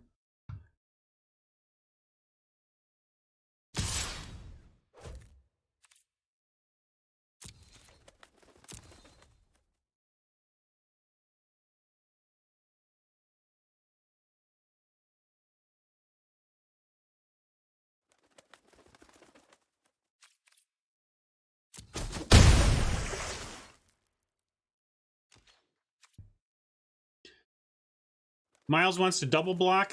We don't care about that. We care about, oh my god, they have the threat of an inspired charge for the win or whatever. Like, we don't care about 3 damage. We care about them pumping their team and dealing 1,000,000 damage. So I didn't bother with a double block there. Because they could win next turn with through our 1 blocker. Alright, that seems pretty great. We'll attack with our flyers. Pinging the Sprite so that they cannot create 3 power here.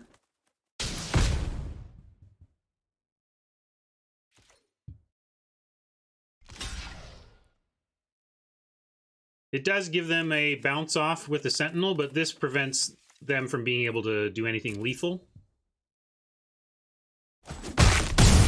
And then we'll have to figure out exactly what makes sense next turn, but throw the Raptor out there and see what happens on their turn.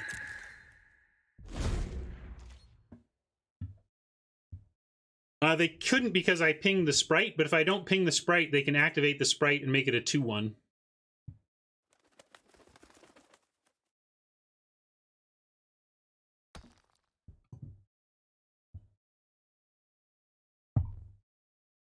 Right.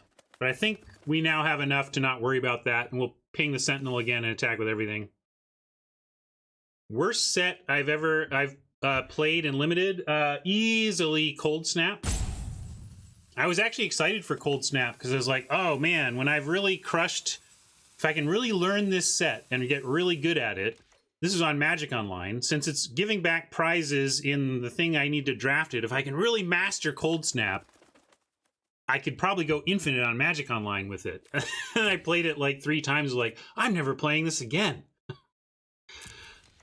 Isn't Ravnica City of Guilds still available? Let's go do that.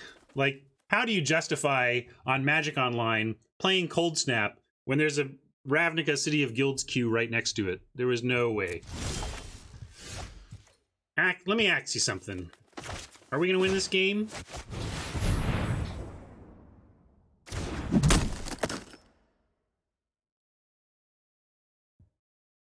What's wrong with Cold Snap? Well, you can go listen to Mark Rosewater's Drive to Work. But I'll give you an overview of that right after this game is over. So let's see. Where do we want this to win? Okay, if we put it on the Eagle.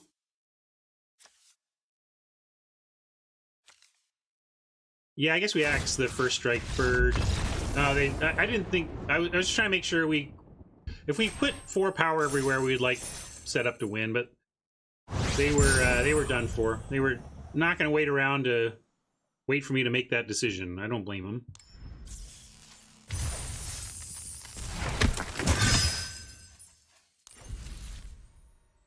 What's wrong with Cold Snap, you ask? Ugh.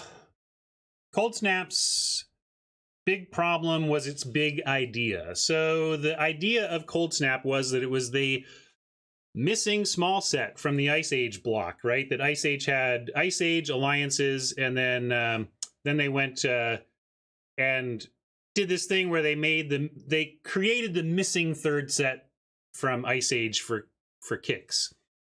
The trouble is they decided, okay, we have a small set that is going to be triple drafted. Triple Cold Snap draft is going to be a thing. So, like, how are we going to work small sets, triple small set, and make it a fun draft format? They're like, what if, since you're going to be getting a lot of multiples, we make a set that cares a lot about multiples? So they made a mechanic called Ripple. And Ripple says, do a thing, look at the top 4 cards of your library. If there's another copy of that card in there, do that thing again and look again. And what that produced was some really funny moments at first where you'd be like, I see. What I need to do, I draft all these Ripple cards, and then I have 7 copies of this Ripple card in my 40 card deck, and then I cast it, and I cast all 7. Ha! I win. I got you. And that's exciting like once, but then it's just incredibly boring and repetitive, and like, oh, not only was that not fun to lose to, I know exactly how I'm going to lose every game I lose to you, and it was not fun. It was not fun to repeat that behavior. Like, part of the magic of Magic is that it produces a variety of game experiences every game. You know, we're running this deck out today, and depending on who we're playing and what we're doing, like, we're trying to find these different things to do. And how many cool games have we had where it was like when we had the red-black sacrifice deck with skeletons and the sacrifice a creature for 1 damage. Like, that was crazy. We had to think, we had to plan. Every game was different. And then Cold Snap is just like, oh, it's Ripple. It's the same thing every time. So those are the surging stuff is why basically it was the worst format ever. It just felt the same every time, and it wasn't a fun same either. It was like, not only does this feel the same every time, it feels bad and the same every time. I played Ice Age Limited. That was pretty awful too, but it was never designed for Limited. Yeah, Ripple said, do nothing or win the game, pretty much. Yeah, that's not... Second worst that I've played... I think I've technically played Mercadian Masks full block draft like once, and it was incredibly awful. So, yeah, probably easy Masks is second worst. All right, let's see if we can get another win off this deck, though.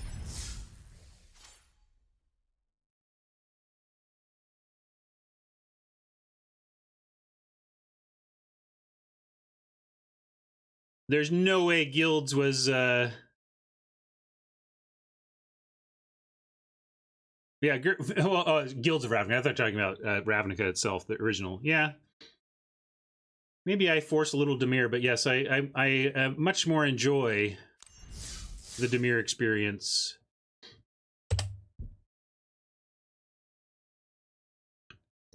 Best limited. Marshall and Luis were talking about that this week on the show. I think they kind of nailed it with Innistrad.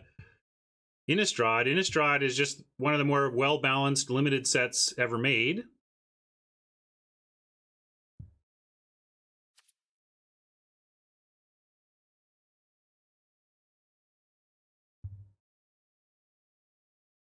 Innistrad is definitely up there for me. I liked Rise of the Eldrazi also. I liked Dominaria quite a bit. I would play Dominaria right now.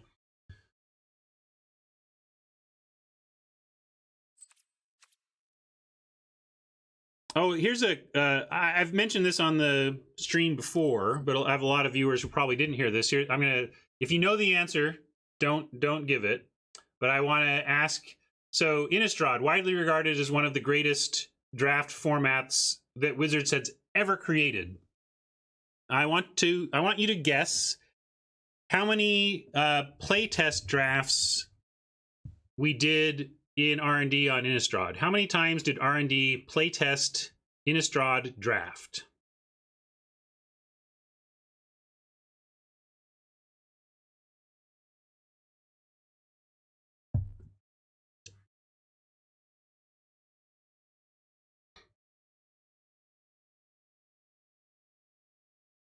Wow, those of you answering 0 have like no faith in R&D. I mean, they playtest everything.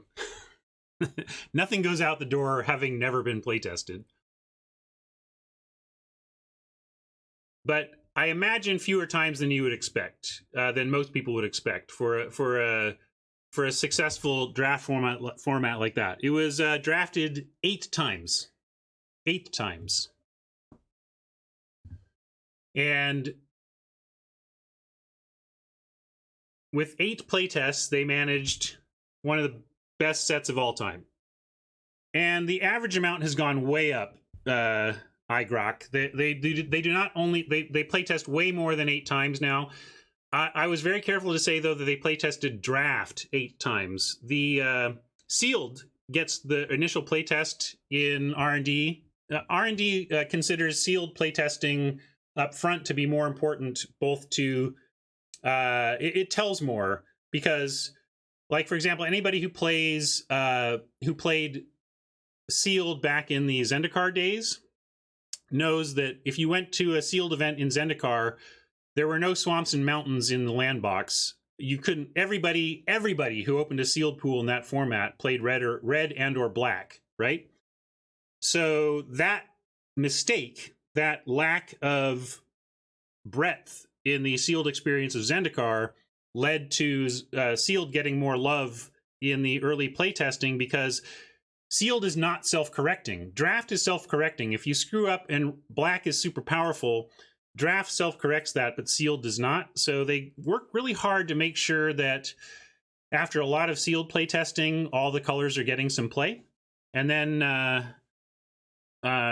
they work on draft after that. And now draft gets a lot more playtesting as well, but I just always thought it was pretty incredible that what is widely regarded as the greatest draft format of all time was only playtested 8 times. And what I was trying to also say before is that, in effect, nothing gets tested in its final form. One of the things, I don't know if they still do this, but when I was there, at your last window for making changes to a set for limited, they would R&D would have an off-site draft day. So they would take different people from R&D, different people in the company, go off-site, actually at a hotel next door, and just do nothing but play limited in that set all day long. And it was the final time for change, right? But what would happen is, after the third and final playtest draft, there would be a final discussion about things, and then they'd go and change the knob on one card. Okay, let's add a point of power, or let's make that cost 1 more, or whatever. Make that final change, and then put it in the can and be done. And since they made a change and then put it in the can, technically, no set is playtested by Wizards in its final form. They make a change and then ship it, right? So, Yeah, Skull Clamp late changes is how Skull Clamp happens, but they're just a lot better about the how much they're willing to change there. They are not willing to do things in the Skull Clamp change range anymore. that doesn't happen anymore. But you see things like what was the Saheeli cat combo? You know, the infinite the Felidar cat and the Planeswalker. Like, things just change so fast in R&D that if you miss just one little interaction, it can blow up your entire standard format. And R&D doesn't have the benefit that other digital-only games have of just changing things after the fact. I mean, look at Hearthstone, look at Eternal, look at any game that's on the Magic axis but is digital-only.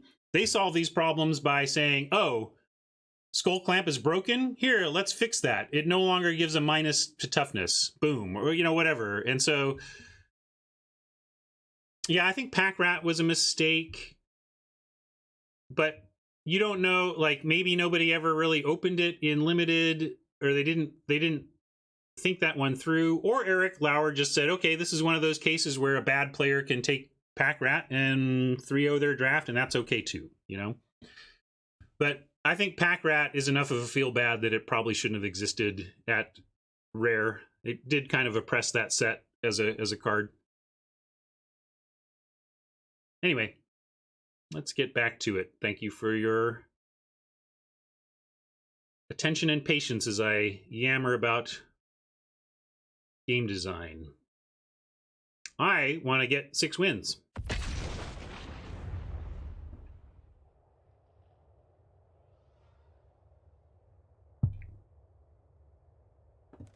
I mean, I assume a lot of you like the yammering, and that's where my flavor is a little bit different from your average streamer, I suppose. But I gotta try to find balance.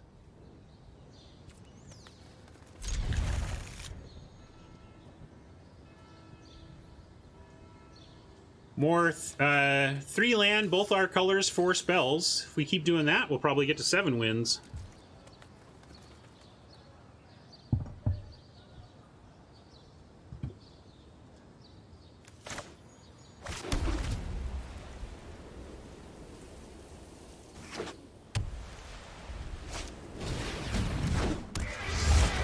Well, looks like a mirror match incoming. Nice that we found turn 3 play besides the aerial assault. If we find a land, we can curve nicely into Vitality and Raptor. Not a mirror match. Continuing to axe the difficult questions around here. Hey, Queen.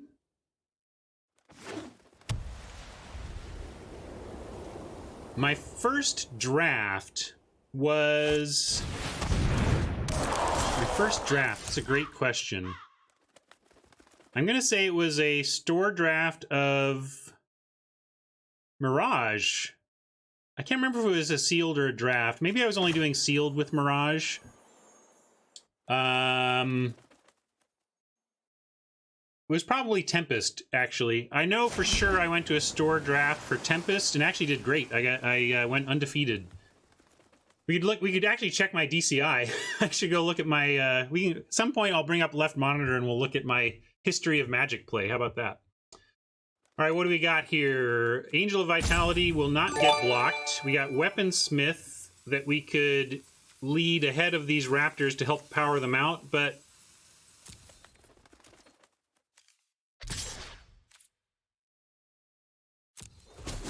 do that and just Raptor it up.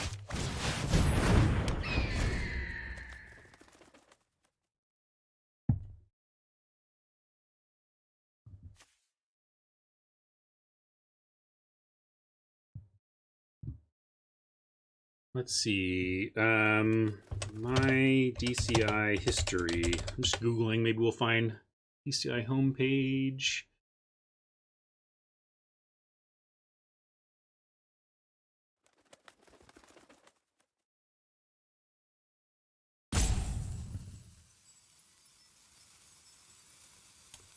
You can sign in here. Maybe even.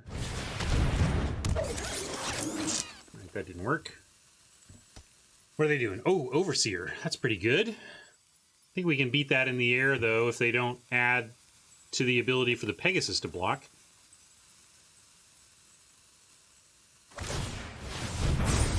Oh, the beginning of our draft was very confusing.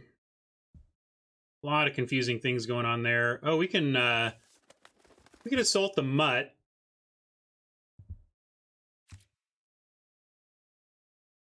I have a 6-digit DCI. Not quite as cool as some of them, but 6 digits is pretty cool.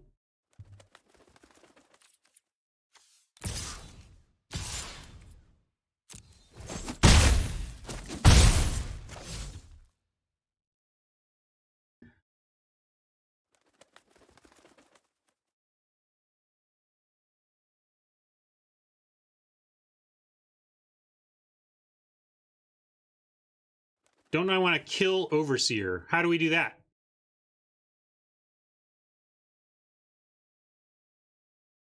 Explain to me how we kill Overseer.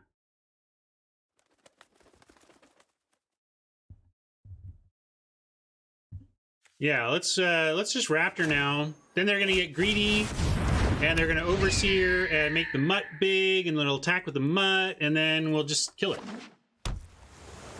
And if we get one more land, we get to kill it and play our Weaponsmith, which doesn't help us with powering out Raptors, but both of our targets are still in the deck, so we can go fetch.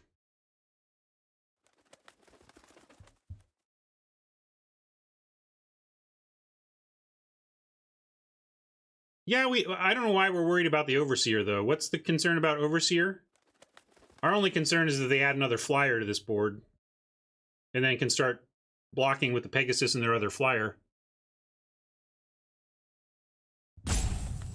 What set is star? Do you mean like what set has the star for the set symbol? That's Portal.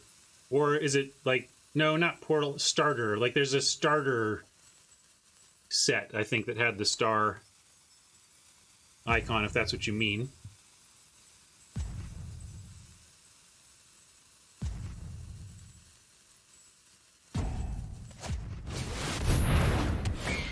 See, that's the problem.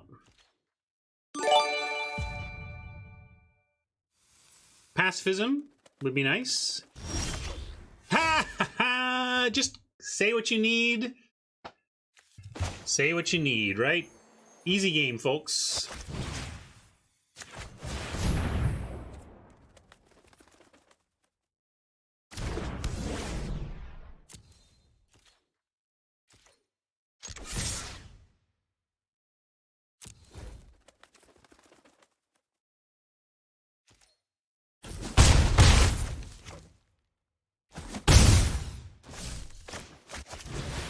Weaponsmith with an upkeep stop sets us up for good stuff next turn.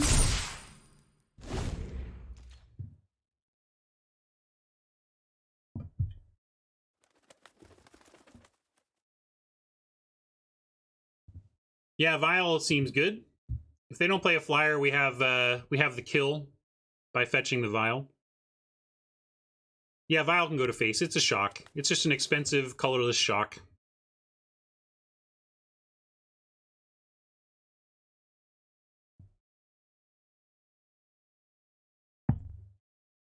You don't? I'm pretty sure it does. Maybe I'm wrong. It doesn't. Oh, I guess I've only ever used it on creatures. Wow. It's much worse than I thought. I thought it was a straight-up shock. Well, apparently I didn't read the card back in Khan's block and haven't read it since.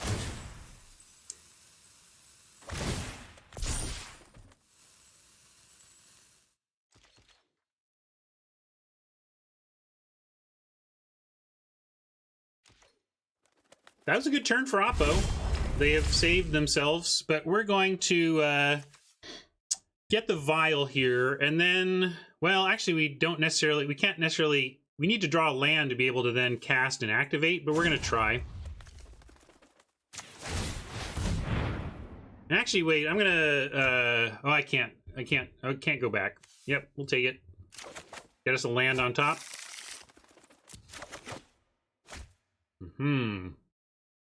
Yeah, Bo would take out Pegasus.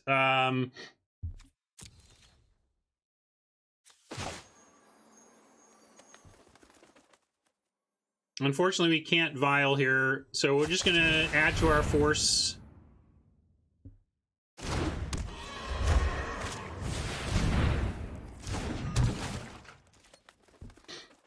With the bow, what would the bow have done for us? I guess it lets us attack it a little more successfully. Yeah, maybe we should have gotten the bow. I think we're still okay, but that's probably a punt. We probably should have just gotten the bow.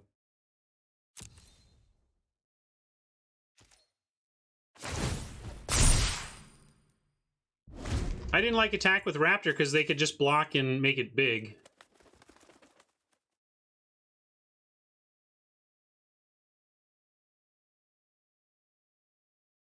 Hey, Mikasor.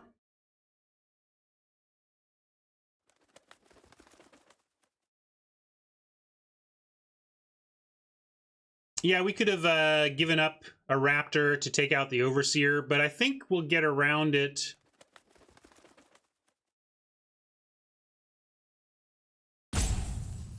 Decently here. Vial plus Bow means they don't really have blocks anymore.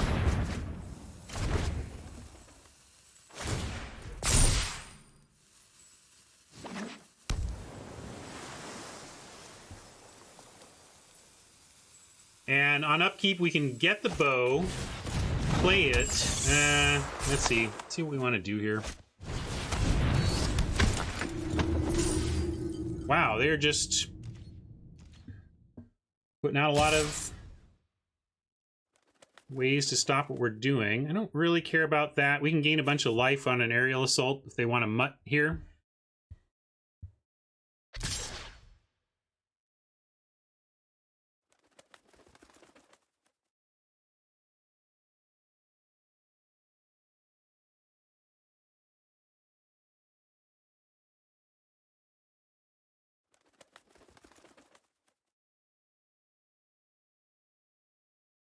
Well, let's see what they do here, but the Overseer being tapped is a little aggressive from Oppo. Why did they do that? Yeah, we just have lethal now.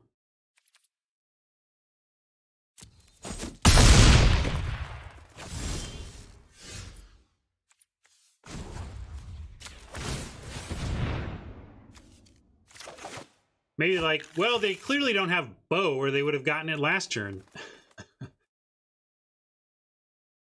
Yeah, we could just use Vial, but this, we have the mana for this, so it's clean.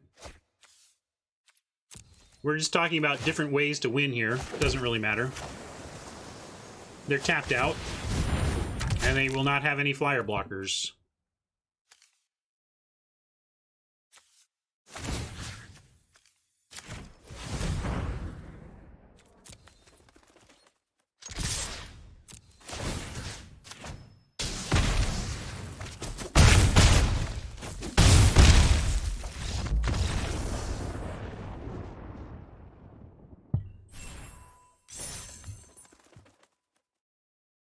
Yeah, I don't know why. They must have just misclicked the Overseer, right? I think we would have found a way past their defenses anyway, but it feels like the Overseer tap was a misclick, because it was such a great defender against what we were threatening.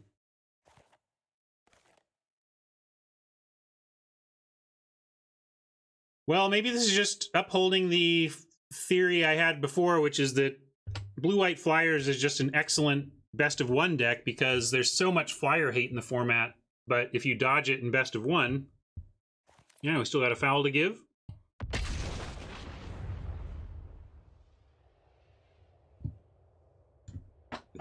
Oh. Where's my phone? Where the hell my phone?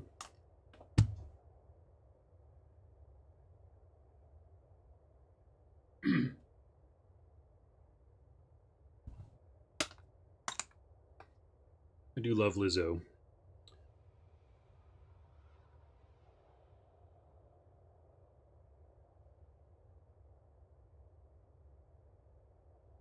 Looks like they're having trouble finding me an appropriate opponent. I'm gonna look up my DCI number. Get that info going. You'd think I'd have my 3-digit or 6-digit number memorized, but nope. It always trips me up. 539493.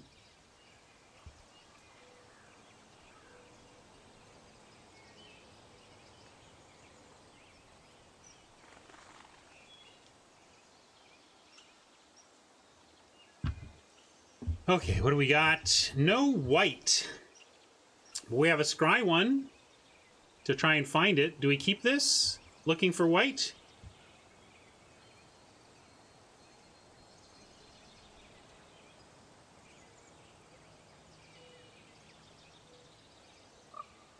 Yeah, we effectively have 3 shots at white before even turn 2.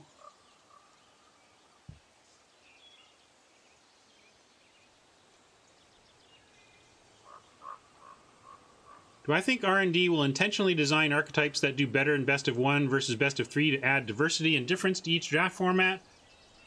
No, I think that's just a side effect. I don't think they will try to make archetypes that are about best of 3 or best of 1. I think they will shift their utility design towards utility cards that can be main decked, is what I would say they are doing. I'm going to keep it. Hey, Train. Blue-white flyers.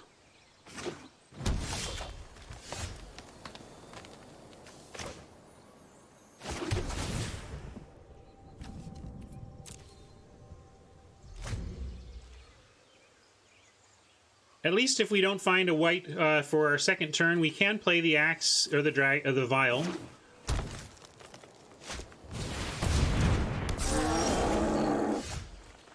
That ain't great. Let's put the vial out so that if we don't find white and they play something with 2 toughness, we can at least control the board a little bit as we try to survive this early troll.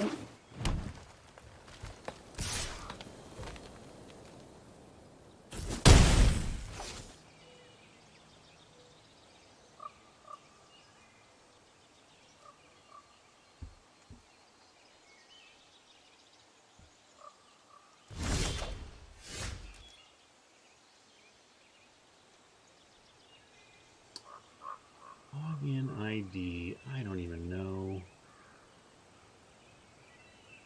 Maybe it's that.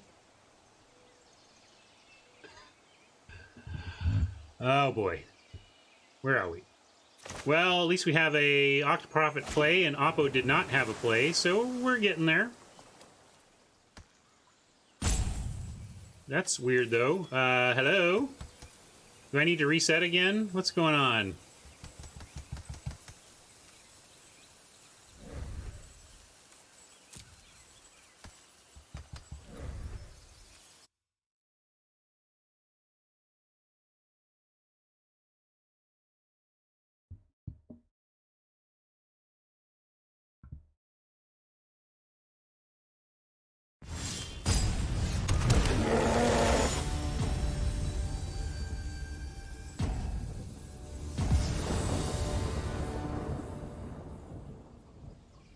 Alright, so you're just gonna deny me my axe. Well, F you. How do you force a restart? Well, you can click the close button.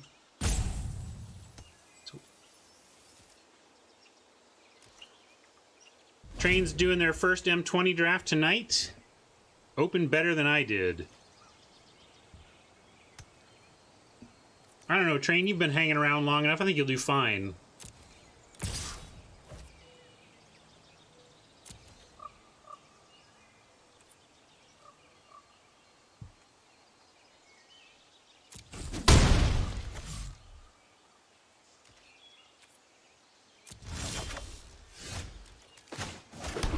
Alright, well maybe the Prophet can help us find some white land. Indeed. Do we want both, though? I mean, if we take 2, if we keep both, we risk flooding out a bit, but then we set up a a 2-spell turn, back-to-back 2-spell turns.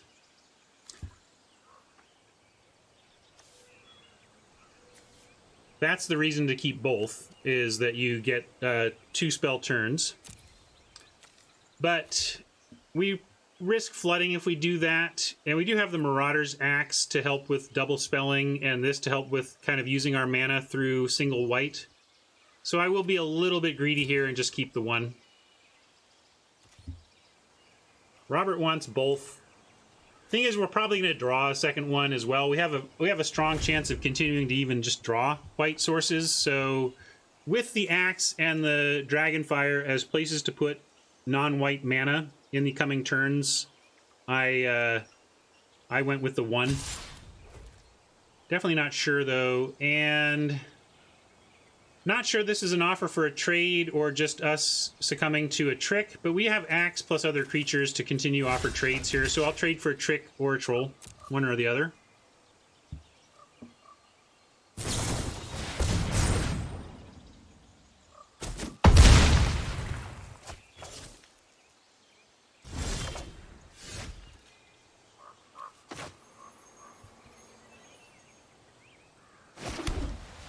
And we could, let's see, we can't get 3 power on board right now, so let's go with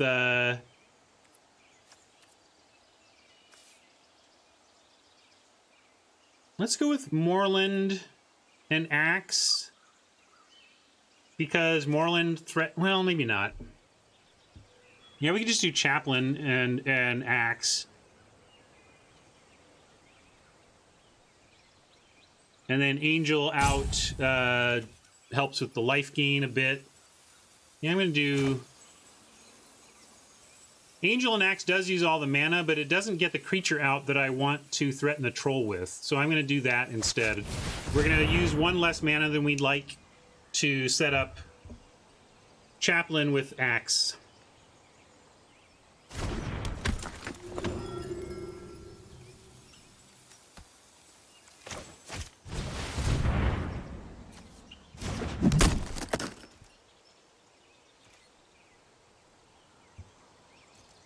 And if they attack with their troll now, we can just equip up, attack back, and keep that race even if they don't do anything else.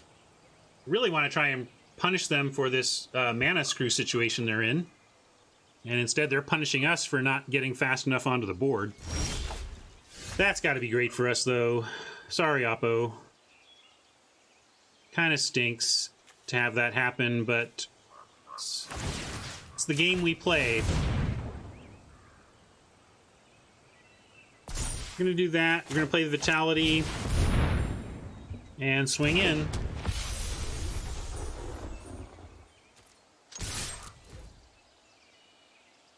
I know, right?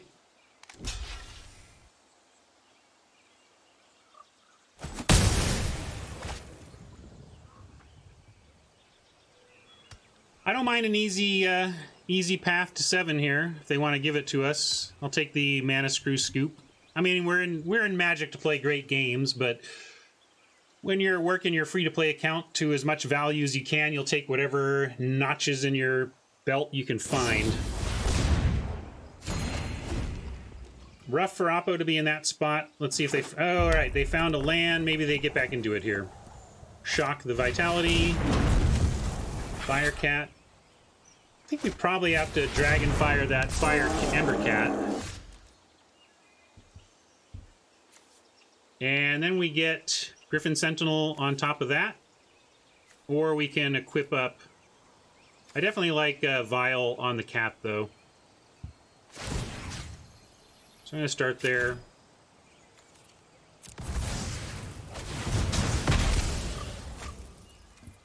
Bo doesn't do anything. So now it's really just about equipping versus even Moat Piranhas threatening to trade again. But we're okay, like, we're behind on the life. Like, what did they gain? Oh, it was the Pulse, I see. Yeah. Pulse got him a bunch of life. Yeah, I wanted to cut off their access to elemental mana. I'm with the Moat Piranhas. We're going to just attack and play the thing that can trade with the Troll. They straight up traded the troll for our chaplain, so suggestive that they don't currently have a way to trick out and not just trade with the piranha here. And again, we had why first piranha over third Moorland Inquisitor, and this is why. It just does a better job on the ground to set up our flyers for victory.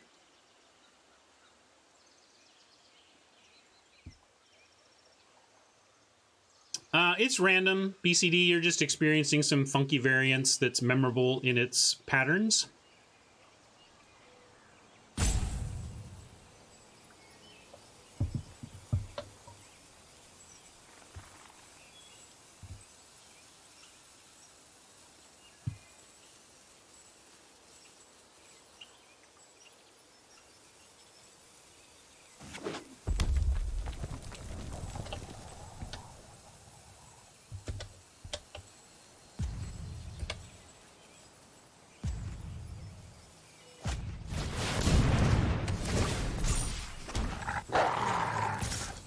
I'm looking away because I'm trying to find my login information.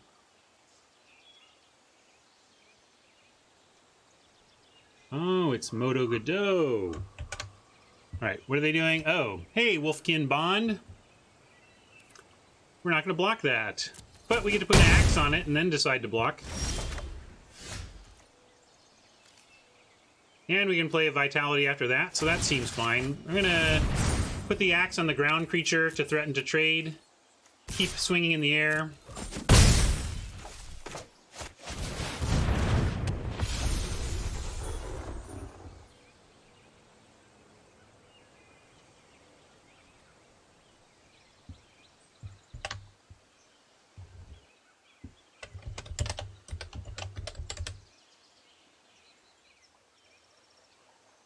Hey, I logged in.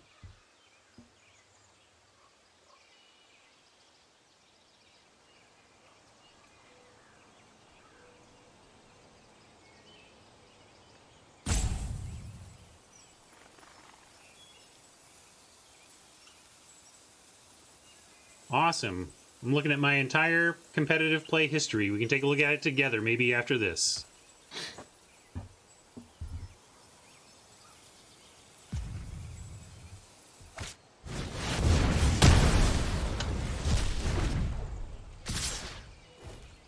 Well, they're pushing it. They are pushing it. So do we trade for this wolf here? We're going to have an Inquisitor that can hold off the wolf.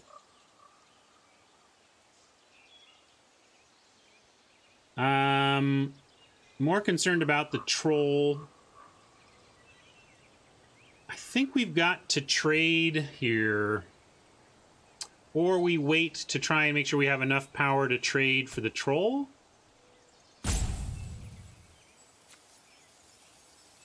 I'm going to trade for this wolf. We're going to try and find our way in a longer game here. Oppo doing really great. They were stuck on 3, made their troll work for them, found the pulse to get it back. So I feel like this is one of those games where it's like, shouldn't we be just crushing here? But we're not crushing. Why aren't we crushing? Well, they're making the best of a tough spot. And I think, let's see, if we put another creature out, if we put a Griffin Sentinel out, let's put an Inquisitor out and put the axe on it and then threaten to 2-for-1 ourselves to deal with that troll. It's not really 2-for-1. It takes out their bond as well. We could do it with the Griffin Sentinel as well.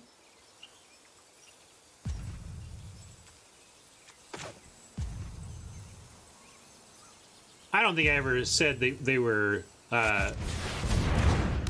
for sure going to lose. I was saying I was trying to take advantage of it while we could, and we failed. So, offering all of this up. I could have offered the Inquisitor as well, but I actually like the Inquisitor with Bow and Marauder's Axe after this. If we can clear this board. If they have a trick here, we're just, we're so screwed. But we just got to accept that we're actually, despite their early mana struggles, this is where the screw beats flood thing, thing about early mana struggles, you know their hand is all gas, so that when they break out of it...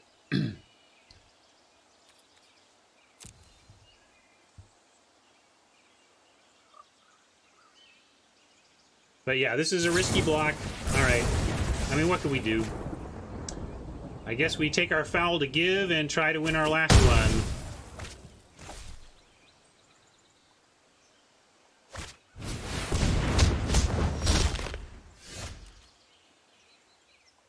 Yeah, but I call Wise. You're gonna have to go and find a clip of me saying that Oppo is a goner. Never said that. Would never... I don't think I ever said that. It would be a pretty ignorant thing to say. I try not to tempt the magic gods that way. How can we survive? Let's see, we get... we gotta take 5 from the troll. Threaten to trade with the brawler.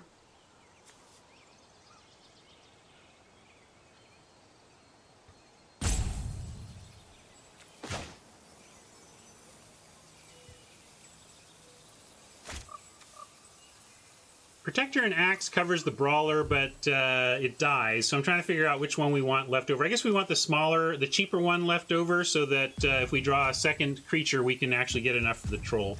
So yeah, we want to give up the Protector against the Brawler, and then we can draw Pacifism. We have 2 Pacifisms. We have 2 destroy aerial assault. We have 2 aerial assaults and 2 Pacifisms that still get us out of this if they don't add any more significant pressure.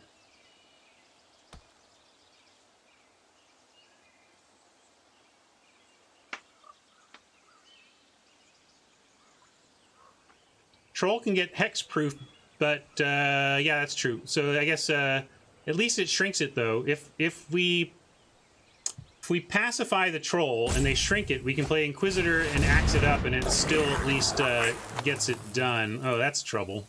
Wow, that's real bad. They took 7 minutes to figure out that play. I shouldn't talk, Mr. 7 minutes to figure out that play. But now we have to just chump and try to win our next game, because this one's over, folks. We even drew our pacifism, but it was too late. Let's see, we go... Well, let's make sure we're not giving up too soon. We do this. We do... this. And don't even need to axe because we're chumping anyway. So we'll play the bow right now.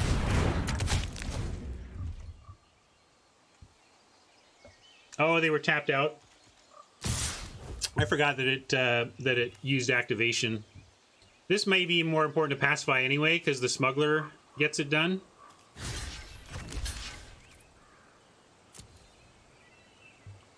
The unblockable brawler is more of a problem than the troll, actually. Now we're just... yeah, what do you do here? Alright, enough.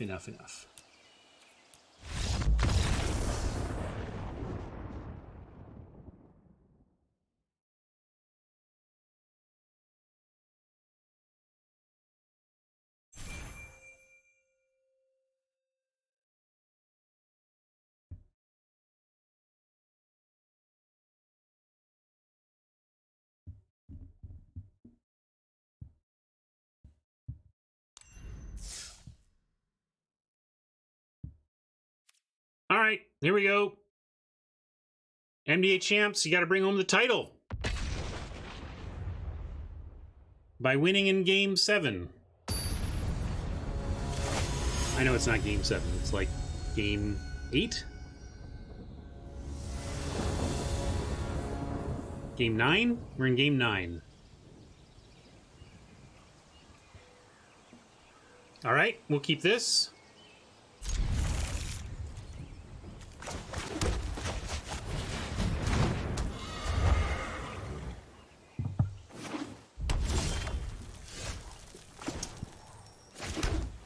I'll go with Chaplain on the strength of the Vitality for next turn.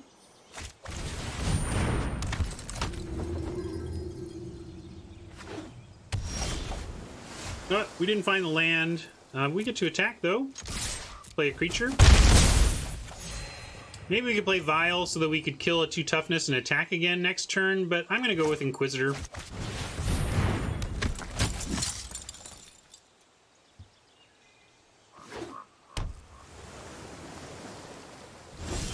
Alright, found our 3rd land even. Hopefully no Convolute here.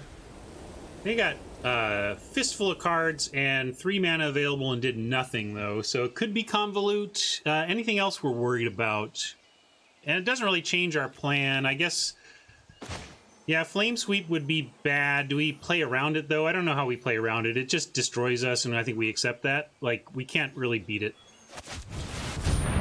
And if it's Brineborn, then they're going to get an opportunity to trade for the Inquisitor if they want. I don't want to attack first because I want the Angel to get the benefit of the lifelink. And I really don't care if they throw a Brineborn in front.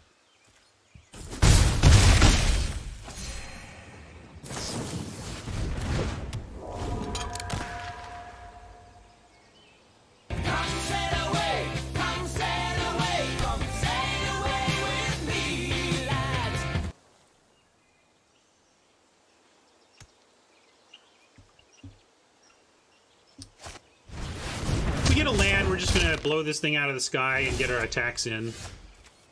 I mean, we could also just, I suppose, send in with Angel, Chaplain, and leave the Pegasus back. And then have the opportunity to play Raptor.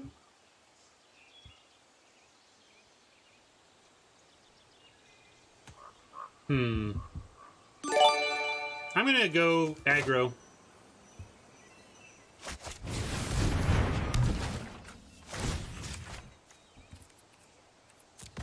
Some say I never heard of ya. A rap burglar. Nah, there's no need to save this for where, like, what are we gonna do? Wait until they do the obvious block on the Loyal Pegasus and then fire it off? Like, we just wanted that dead. Let's just do it.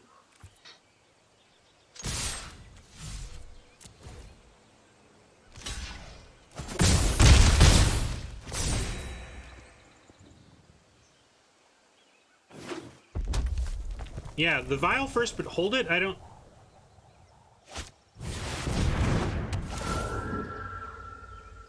What, the Inquisitor with the Brawler? That's why I didn't attack with it. I don't know.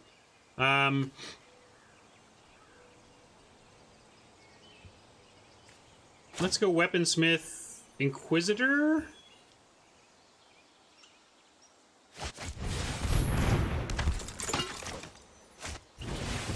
Stop on upkeep. Let's just try and get wide enough here.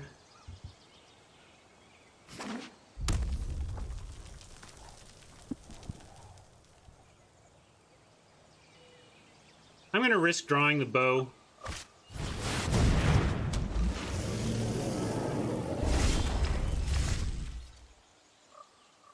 Because if we didn't draw a land, we couldn't necessarily do everything we wanted. Now we get to play Raptor and Piranhas.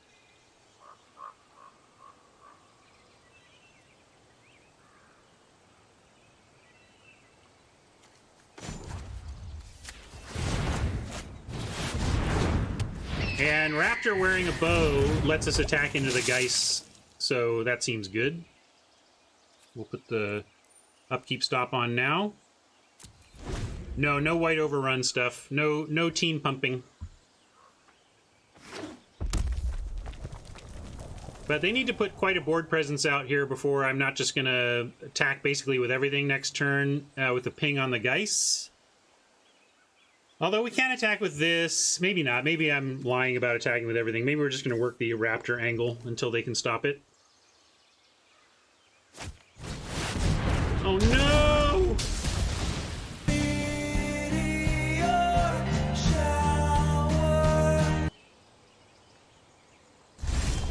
Well, now we got to draw our bow naturally.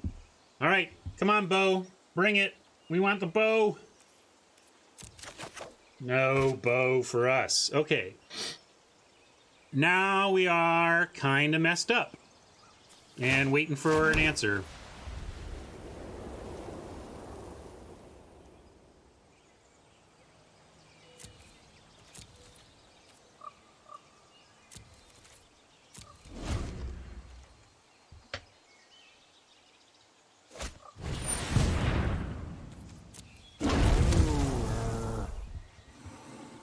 Man, 6-1 with a foul to give, and we're struggling to find win number 7. And they've got a decent clock here. We could... Wow, they're offering a trade. Are they? Are they just looking to, like, shock or befuddle to a blowout?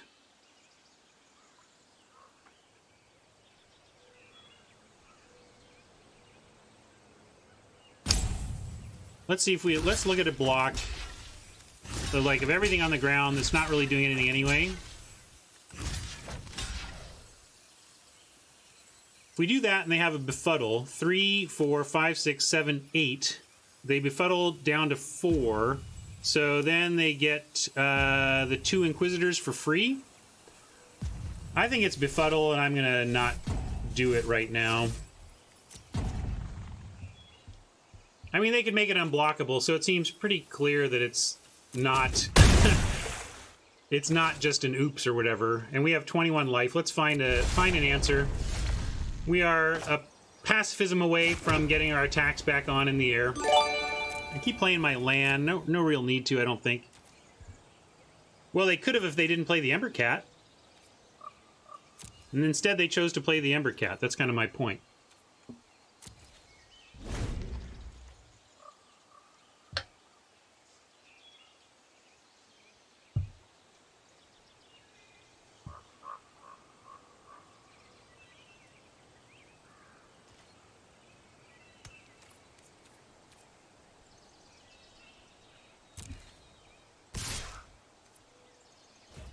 We can first strike down the Serpent, but only if they don't have Befuddle.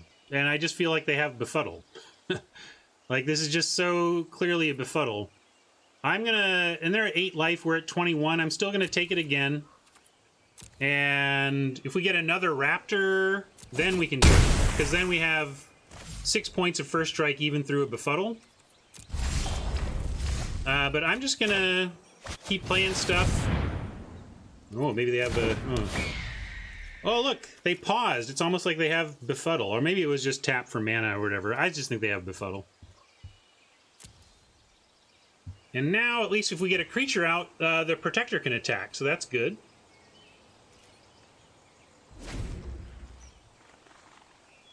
Bo is still a good draw. We have a lot of good draws here.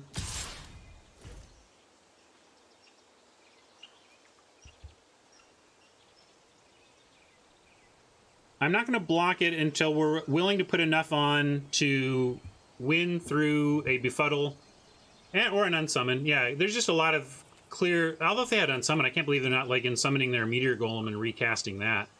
So I'm going to say no blocks again.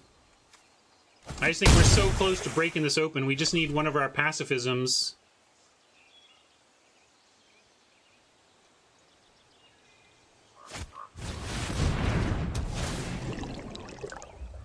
Well, that's very interesting that auto tap took them off of blue, huh?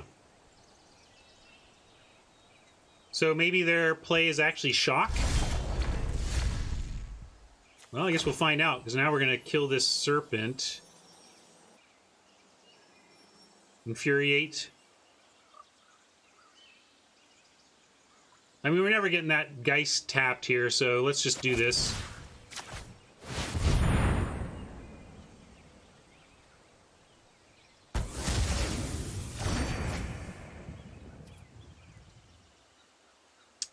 Do we have attacks yet? We've got 3 flyers. They've got 1 blocker. We get in for... We bring them to 4. If we attack with everything else, they just have block, block, block. So there's no ground attacks, so we just pass.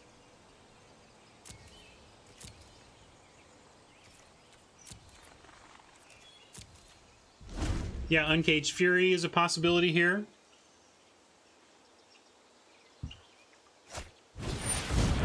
Ugh. To use that, they have to attack, though, so let's see where they're willing to attack. But it's rough. They found their bow first. We find our bow, this thing is over, but instead they find their bow. Well, go ahead, attack with your Geists and see how that goes for you, I guess. Because we do get to crack back with our other flyers.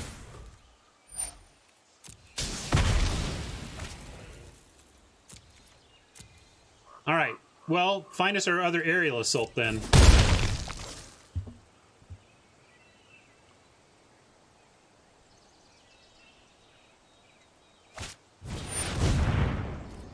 I see. That's why they did it.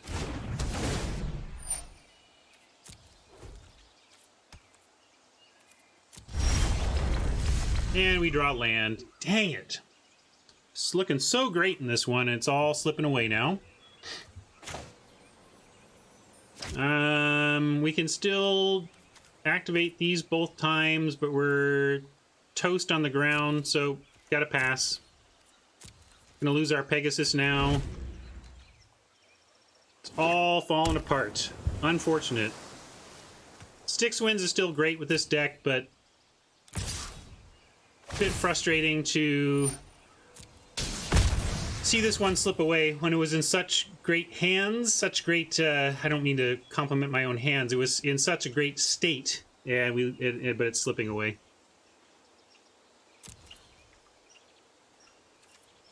I'm not sure what suiciding in for 2 damage in the air would have gotten us. Sure, now you show. All right, is there some kind of really frustrating pacifism? Oh my god.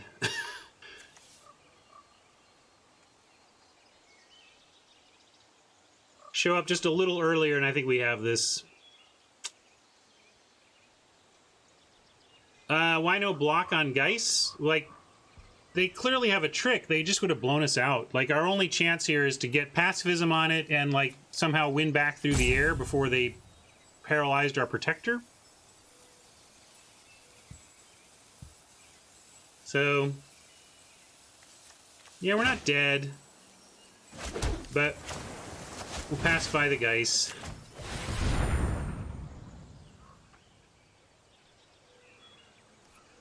I could threaten, I could leave a land in hand, but it's just not going to change their plays at all.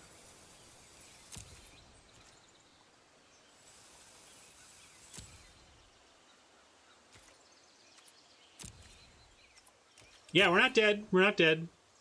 I'm talking like this is all but over. It's just, it's slipping away is how I was putting it.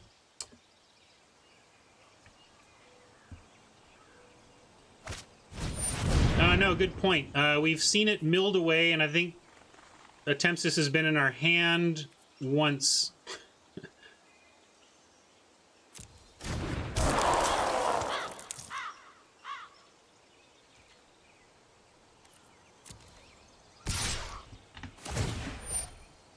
This is their window to attack because we don't have double activation on the Inquisitors right now.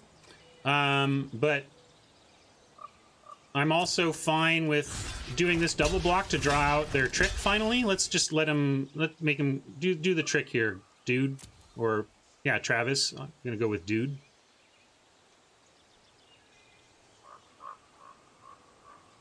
Let's see, what was it? What have we been worried about this whole time? Infuriate. It was infuriate, everybody.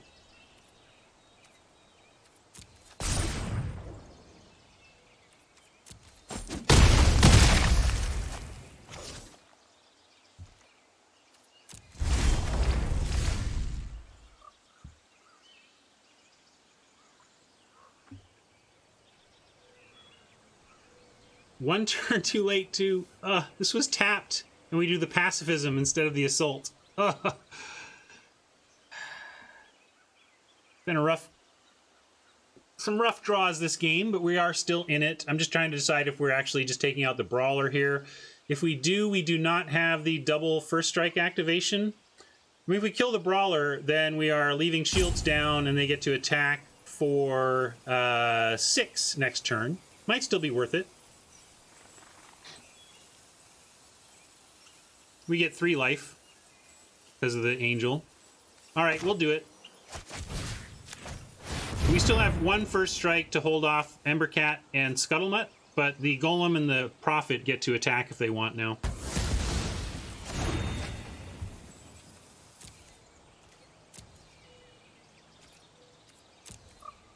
But, just the sequencing here. If we had a pacifism, if we swap the pacifism and the aerial assault, we're in such great shape with an unlocked Angel of Vitality and no flyer blockers.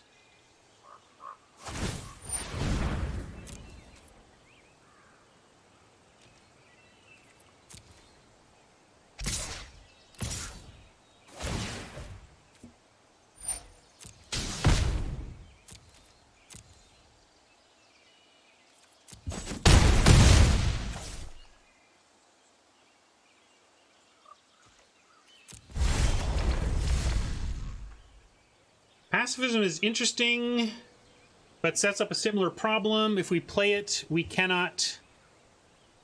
we could attack. We could attack and pacify here, and then they have a crackback for 8, but we drop them to 4 if they don't block. Is that worth it? Let's see. Bring them to 4. Yeah, I think we're going to just hold the pacifism and see what they want to do about our double strike. If they have an answer to that, we're in trouble. But also, if we draw a land, we can pacify and hold up double Inquisitor first strike, so we'll try that. Yeah, if they have another trick, we can't beat it. Like, we can't play around tricks. They're just going to win. Like, if they... It sure seems like they're about to blow us out here, but what's to be done, right? I mean, we can't take 6. We could have pacified, but what's going to happen here is if we block...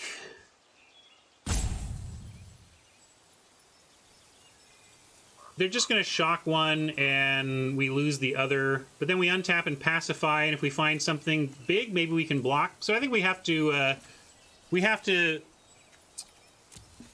spring their trap, unfortunately. So this is a trap, but we're doing it intentionally.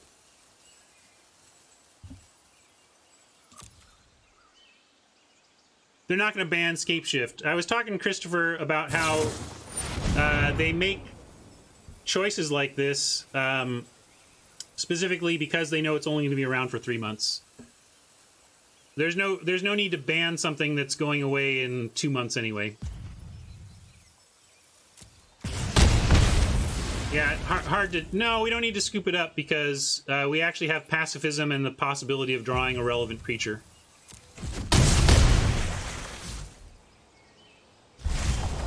Well, if we'd drawn a relevant creature, we'd be in okay shape here, but as it is, 3, 4, 5, 6, 7, we are just literal deads. Really frustrating. Our deck just did not cooperate this game. We had plenty of ways to get out of our spots, and couldn't find them. That's magic, I guess. Happy to make it to 6 wins.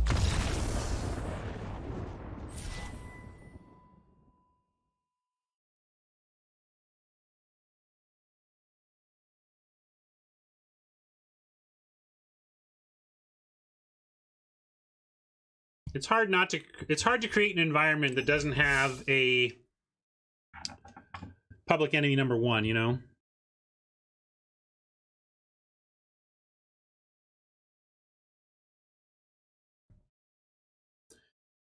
All right. Let's claim our prize. Hard to be too upset about that prize off of a gold entry. Go to a soapbox mode and open these boosters.